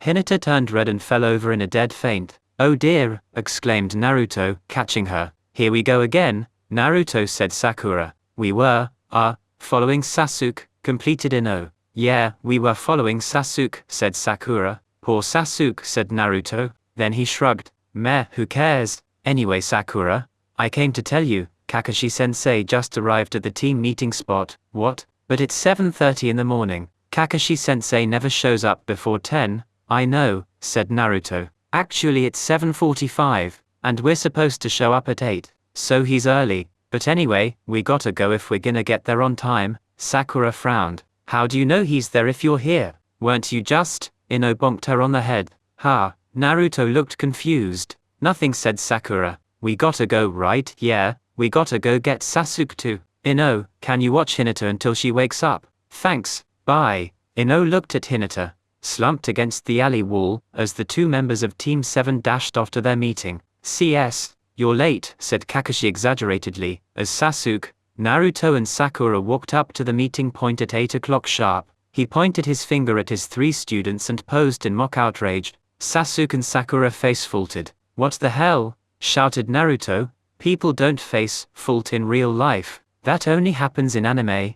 Maybe they've been watching too many episodes of Fairy Tail, suggested Kakashi, poking a twitching Sasuke. Maybe, said Naruto. There's an awful lot of episodes. What is it, like? Almost 300, almost, agreed Kakashi. Why do I have a vague feeling of irony? Do you feel that too? We're not late, you're early, shouted Sakura, suddenly standing again and completely ignoring Kakashi and Naruto's discussion. Yes, said Sasuke. Why are you early? Let me guess, said Naruto. You're entering us into the Chunin exams. Got it in 1, said Kakashi, smiling. How do you know? You're holding the application papers in your hand, deadpanned Naruto. Good point, admitted Kakashi. He held out the applications. So, do you 3 want to enter? HN, said Sasuke affirmatively. This is the next step towards killing Itachi. If Sasuke is entering, I'm entering too. Sakura lost all sense of sense when around Sasuke. Why not? Said Naruto, shrugging and taking an application form. Excellent, said Kakashi, smiling again. So, who wants to go for some ramen to celebrate? Yes, shouted Naruto. Ramen, are you buying? Kakashi rolled his eyes. Yes, Naruto, didn't you just eat 12 bowls of ramen 20 minutes ago? Asked Sakura. Yeah, so, said Naruto, ignoring the fact that Sakura was revealing that she had, in fact, been spying on Naruto. Too much ramen is bad for you, grumbled Sakura. There's no such thing as too much ramen, declared Naruto. Ramen is the most amazing food in the entire world. In the beginning, there was darkness, then Kami said, let there be ramen, and then there was ramen. And that's how Kami created the universe. Kakashi blinked. Naruto, I don't think that's quite how it goes. Naruto was horrified. Haven't you people ever heard of string theory? The universe is made of the space-time continuum, which is a type of ramen broth, and matter is made up of particles, which are really the ends of long strings of ramen noodle. Kakashi, Sakura and Sasuke decided not to argue. CS. Report, said an old man sitting behind a desk in his underground lair. His part of the room was shadowy, but the space in front of his desk, where a masked ninja knelt, was well lit. Sir, I followed Team 7 on their bandit killing mission and successfully observed the target's actions without being noticed. Target has excellent kunai throwing skills, probably Jonin level. He took down 12 bandits in the space of 1 second, all instant kill shots. Subsequently, Target displayed high speed in order to save a teammate from serious injury or possible death from an explosive tag trap. Again, Target's speed was consistent with use of a shunshin, though I was not close enough to see the accompanying blur, and the target did not use the customary distractive smoke or leaves. Target used earth release armor to protect himself from the effects of the explosion, though he was unable to prevent his teammate from suffering a broken arm. Target produced 6 shadow clones at once in order to check the bandits' tents for survivors. When the team headed back to Tanzaku-gai, said shadow clones were set to deconstruct the team's remaining traps. Following this, the target used Shunshin, this time with smoke, and returned 3.5 minutes later with Tsunade of the Sannin, whom he claimed a familial relationship with, another woman whom he introduced as Shizune, and a domesticated pig. At that point, I retreated to avoid being detected in case Tsunade checked for observers using her well-known sensing abilities, and continued observing from a distance. Tsunade healed the injured team member. Then the team revisited the bandits' camp to collect their packed trap materials and returned to Konoha. Satisfactory, Hayo, said the old man in the shadows. This news is very concerning. Order Fu and Torun to report for orders immediately. Send word to council members Homura and Koharu, that I need to arrange a meeting for important business. Yes, Lord Danzo. The masked ninja vanished in a blur, the telltale sign of a Shunshin. CS. Naruto, how on earth do you eat so much? Asked Kakashi, sweating. Naruto was on his 15th bowl of ramen. Oh, said Naruto, that's simple. I'm eating for two. He patted his belly. PPPPFFFFFFFFT. Kakashi's spit-take spewed ramen broth all over Ichiraku's stand. Aha, shouted Naruto. The mask is a genjutsu. Sakura and Sasuke looked at Naruto strangely. What? Said Naruto. Don't tell me you haven't wondered what's under the mask. Kai, said Sasuke and Sakura in unison. Not that kind of genjutsu, said Naruto, shaking his head. It's a light reflecting illusion, like the Academy clone, except it's probably anchored to his chakra supply instead of being a separate chakra construct, so you couldn't dispel it even if you smacked him in the face. Very good deduction, Naruto, said Kakashi, using his chopsticks to pick up some noodles and eat them slowly, showing the noodles disappearing directly through the apparently cloth surface of the mask. That's freaky, Kakashi-sensei, said Sakura. And Naruto, where did you learn about this other type of genjutsu? I didn't even know about that. Academy clone. Remember, I had a lot of trouble with that jutsu. I did some extra research in the library to help. CS. Later, Kakashi took Naruto aside. Naruto, said Kakashi, completely serious. You know about the... Naruto got a look on his face that said Kakashi had spoken something totally stupid. How could I not, Kakashi-sensei? Have you seen the way the villagers treat me? I heard them talking about the fox years ago. Do you know there's a law that prevents people from talking about it? Naruto grinned smugly. I know. It's amazing blackmail material. CS. Shuffle. Naruto was, once more, walking down the street in his orange jumpsuit. Shuffle. A bush was following him. Shuffle. That's right, a bush. A big round green shrub about 1.5 meters tall was shuffling along in his wake. Naruto stopped and turned around. Hey, Konohamaru, said Naruto as if the 8-year-old wasn't trying to hide in a bush. Who are your friends? FOOOM. The shrub went up in a huge ball of flames. Ow, shouted a little girl with messy orange pigtails, jumping back from the fire. Kono, you used too much lighter fluid, shouted a boy with round glasses, limp brown hair and a permanently dopey look on his face. Sorry, said Konohamaru. Then he hissed, guys, we're supposed to do the introduction. Oh, right, said the girl. I'm Moji. I'm Udon. I'm Konohamaru. And together, we're the Konohamaru Corps. They shouted in unison. It was extremely cheesy, as in Okami kill me now, this is so embarrassing cheesy. Cool, shouted Naruto, but that last word is core, pronounced like apple core. The way you said it, it means dead body or, we practiced that so many times, complained Udon. Is okay, said Naruto, you'll get it right next time. Yeah, we'll get it next time, declared Konohamaru. So boss, will you play ninja with us? Naruto blinked at the sudden change in subject. He thought for a minute, then he grinned. Sure, said Naruto, I have the perfect idea for a mission. Gather round and I'll explain. The 3 kids formed a close circle with Naruto and leaned in to hear his plan. CS. Sakura and Ino were, once again, following Naruto in hopes of catching him training. Hinata was with them, following Naruto in hopes of catching him as a boyfriend, though somehow without actually talking to him. They dashed from shadow to shadow, staying out of sight. The 3 of them turned around. Standing behind them was a girl about their age with bright yellow blonde pigtails, sun-kissed skin, and a body that could only be described as hot. In other words, her bust was way too big for a 12 or 13-year-old. Kakayo, said Hinata. President greeted the new blonde, cheerfully. Are these 2 new club members? Hinata sighed. Kakayo, meet Ino and Sakura. Ino, Sakura, meet Kakayo, the self-appointed vice president of the Naruto fan club, and until today, the only other member. Sweet. Nice to meet you, said Kakayo. So what's our sexy hunk doing? Hang on, said Sakura. We're not Naruto fangirls, said Ino. Ha, you're not? Then why are you following him? Asked Kakayo. Ino and Sakura looked at each other. We're trying to find out what he does for training, said Sakura. Have you considered just going up and asking him? Suggested Kakayo. Have you considered just going up and asking him for a date? Asked Ino. Hinata and Kakayo blushed.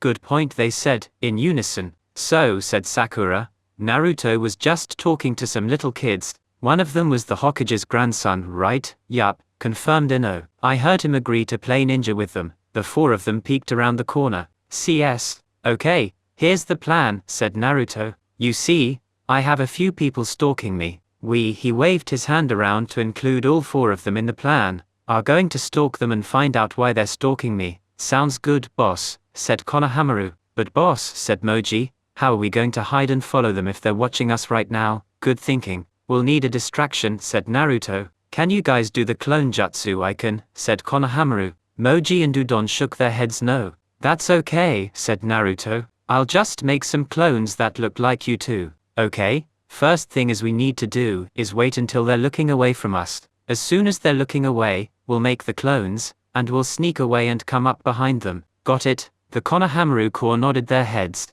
Alright, look at the reflection of the store window behind me. Can you see the three girls in the alley peeking out at us? Yeah, I see them, boss, whispered Konohamaru. Good, said Naruto, pulling out a small mirror and cupping it in his hand so he could watch the store window. When I say go, follow my lead. A blonde pigtailed girl appeared in the alley and distracted the three stalkers. Go, whispered Naruto. Konohamaru, make your clone. Konohamaru ran through the hand signs and produced a perfect academy clone. Naruto did the same and produced 3 academy clones, one of which was a copy of himself and the other 2 copies of Moji and Udon. Okay, follow me. Konohamaru, make your clone look like he's talking with the others like we were just now. The 4 of them dashed into an alley. They circled around, climbed a fire escape, and eventually reached the top of one of the buildings that made up the alley the girls hid in. Naruto grinned at the other 3, putting his finger to his lips in the universal signal for silence. Then he peeked over the edge.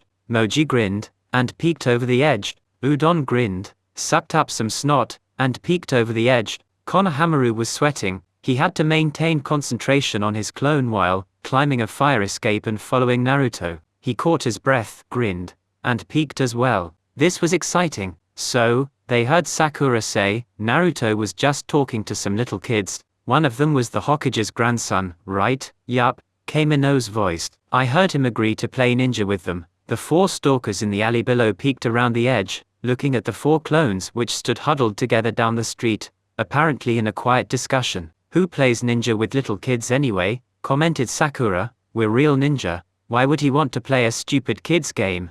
That was when it all went to hell. Konohamaru lost concentration on his clone for a moment. Hang on, whispered Ino. Did the Hokage's grandson just flicker? I saw that too, whispered Hinata. Byakugan, they're all clones, but where are the real ones? Asked Sakura. Hinata looked around for a moment, then she gasped and looked up. Naruto waved. Hinata fainted. Konohamaru decided he didn't need the clone anymore, so he dropped it. Then he yelled, hey, playing ninja is not stupid. Yet chimed in Moji. Aren't you playing ninja too?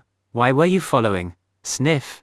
The boss? Asked Udon. None of your business, shouted Sakura, shaking her fist at them. Hey boss, said Konohamaru, is she a fangirl? You told me about fangirls, they're ugly and stupid, said Moji, and they follow around people who don't like them, said Udon. Konohamaru, said Naruto. Yeah boss, remember the other thing I said about fangirls?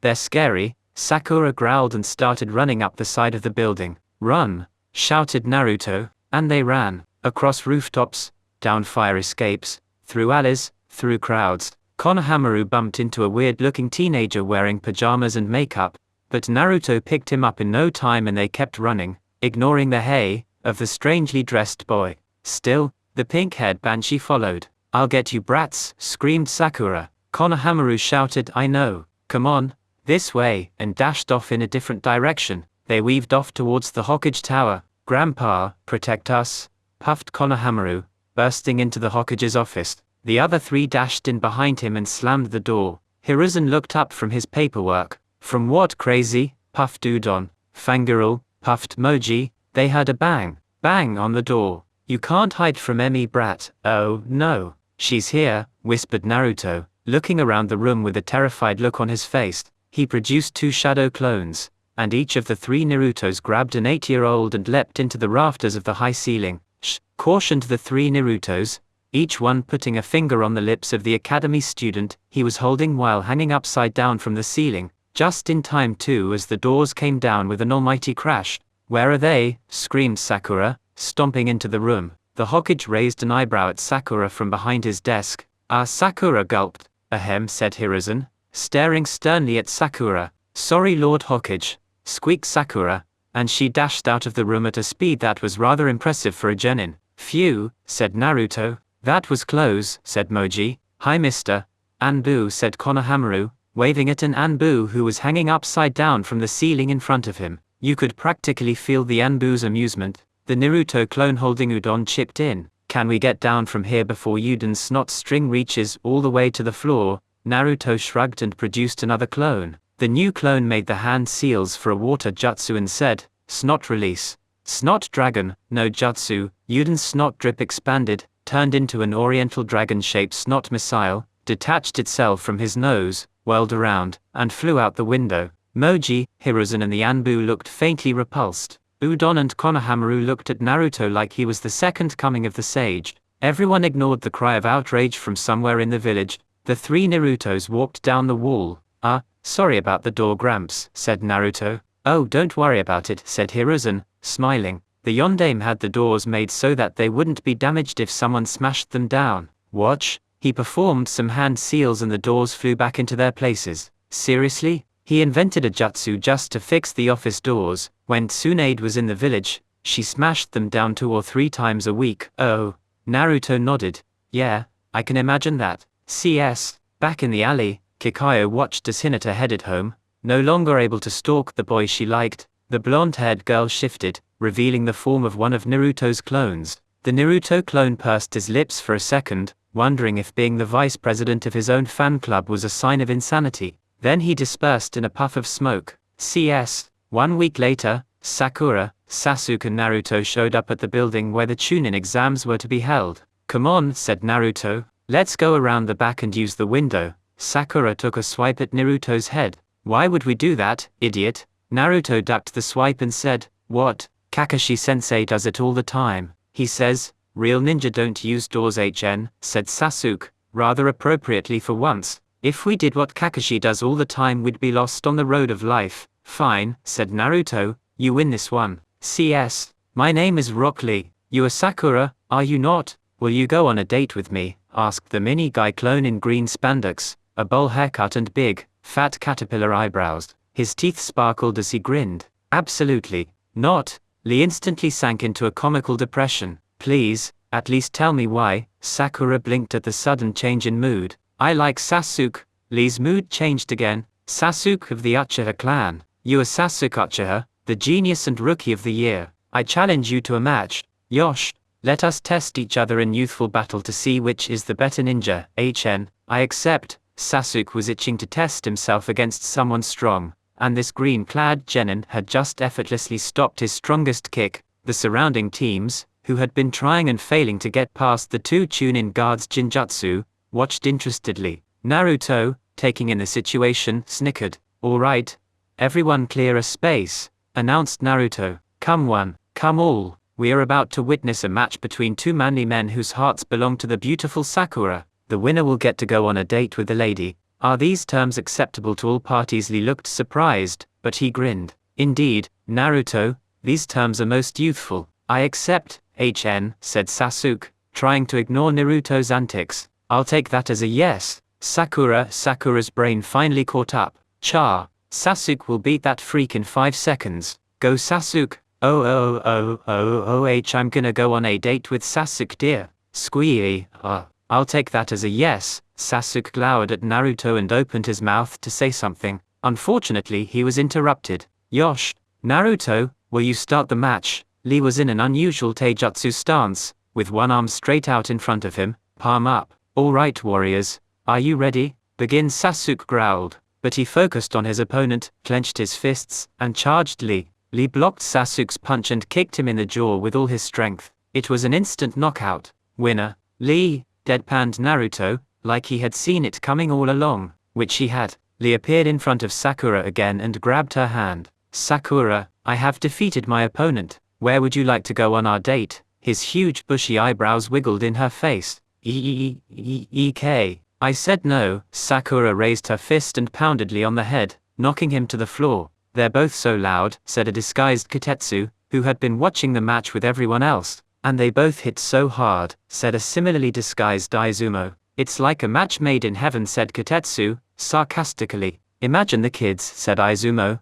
Not so sarcastically. They both imagined a couple of mini Lees shouting and screaming and running around in green spandex with bowl cuts and bushy eyebrows, in pink. "Ugh, I need brain bleach," exclaimed Kotetsu. "CS." Sasuke groaned as slowly became conscious. Why did his head hurt so much? And what was that annoying voice? Scratch that, what were those annoying voices? "Are you okay, Sasuke dear?" asked Sakura's voice. He's okay," said Naruto's voice, sounding oddly strangled. "He's better off than us," said Naruto. "At least he missed the sunset of youth." Oh yeah, Guy had shown up while Sasuke was knocked out. "Don't remind me, Naruto. It was bad enough watching it once. I don't need to suffer flashbacks." Sasuke suddenly noticed that Sakura's voice was oddly closed. He opened his eyes. "Gah!" shouted Sasuke when he realized his head was on Sakura's lap. CS. Make number 1. In the coming months, Naruto would reread his father's book many times over. He would close his curtains at night, lock the doors, and practice chakra control with leaves and pieces of paper. Walking up the walls, his already damaged walls gained a large number of new dents and strange smashes, and eventually, filling the bathtub and walking on the water. It was a good thing that he had no neighbors in the dingy apartment building he lived in, or they might have come knocking. It was right around the time that he was mastering his variant of the tree climbing exercise that he first managed the henge, transformation, jutsu. Naruto quickly found out something that his father hadn't written in his book. Henge can be used to transform objects, not just yourself. All you have to do is be touching the object and coat it with chakra before using the henge technique. It was actually rather obvious. The most common use of the henge was to transform yourself, including your clothes, into another person. Clothes which aren't part of you, and are not special in any way. It's not like they made chakra conductive clothing or something. So all Naruto had to do was put an object like, say, his library card, in his pocket and think of it like his clothes. "This is a part of me. I'll use my chakra to transform it and change the name on my library card along with the rest of me." And he could transform the object in his hand. Just like that, he had access to the academy library under an invented name and face that got right past the stupid Chunin librarian. Not that even a Jonin would have been able to detect his henge.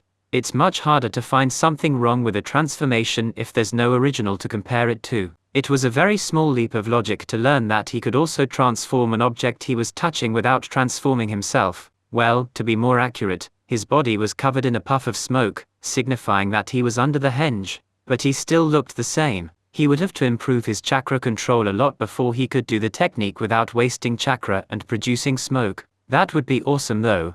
Pick up a rock in the middle of a fight, seamlessly transform it into a kunai, and voila, instant weapon. With henge, Naruto could find an unused training ground and train there without getting kicked out and without letting anyone know how advanced he was. He carefully used it to increase his height and apparent age so that his advanced training would not appear suspicious. CS.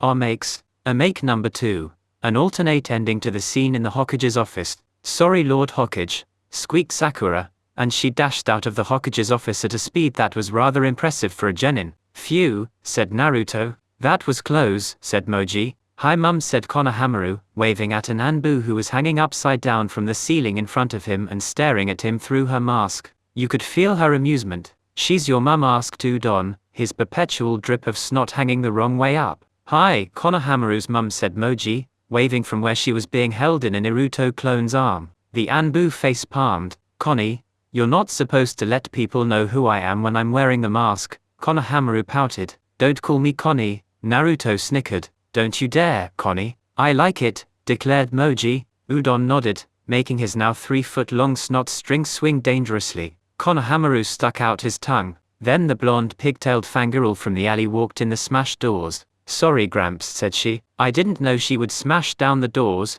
Hiruzen said. "It's okay, the Yondaime had the doors made so that they wouldn't be damaged if someone smashed them down. Watch." He performed some hand seals and the doors flew back into their places. "Cool," said Naruto from the ceiling. "Boss, you gave us away," shouted Konohamaru. "Nah," said Naruto. "No need to worry about Kakayo. She's not a crazy fangirl." Naruto and the clones walked down the walls to the floor and placed the 3 academy students on their feet before the clones dispersed. "How?" asked Konohamaru. "You mean there are other kinds of fangirls that aren't crazy?"